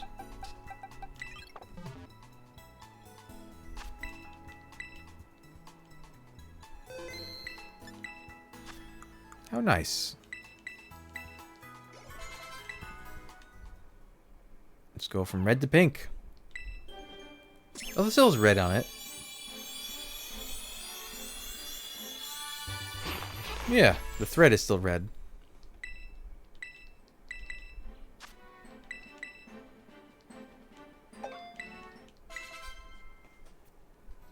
It's an ogre spider.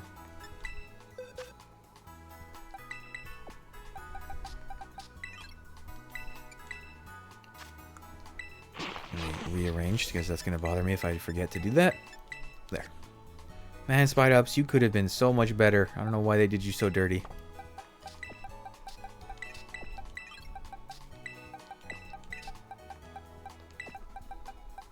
I'm getting nervous. This person went to go check their door, and it's been a while now.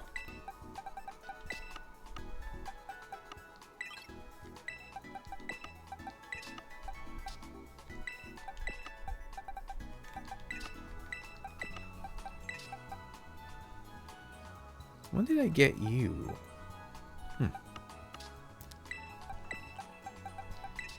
Okay. I did what I wanted. I'm going to start wrapping up, I think.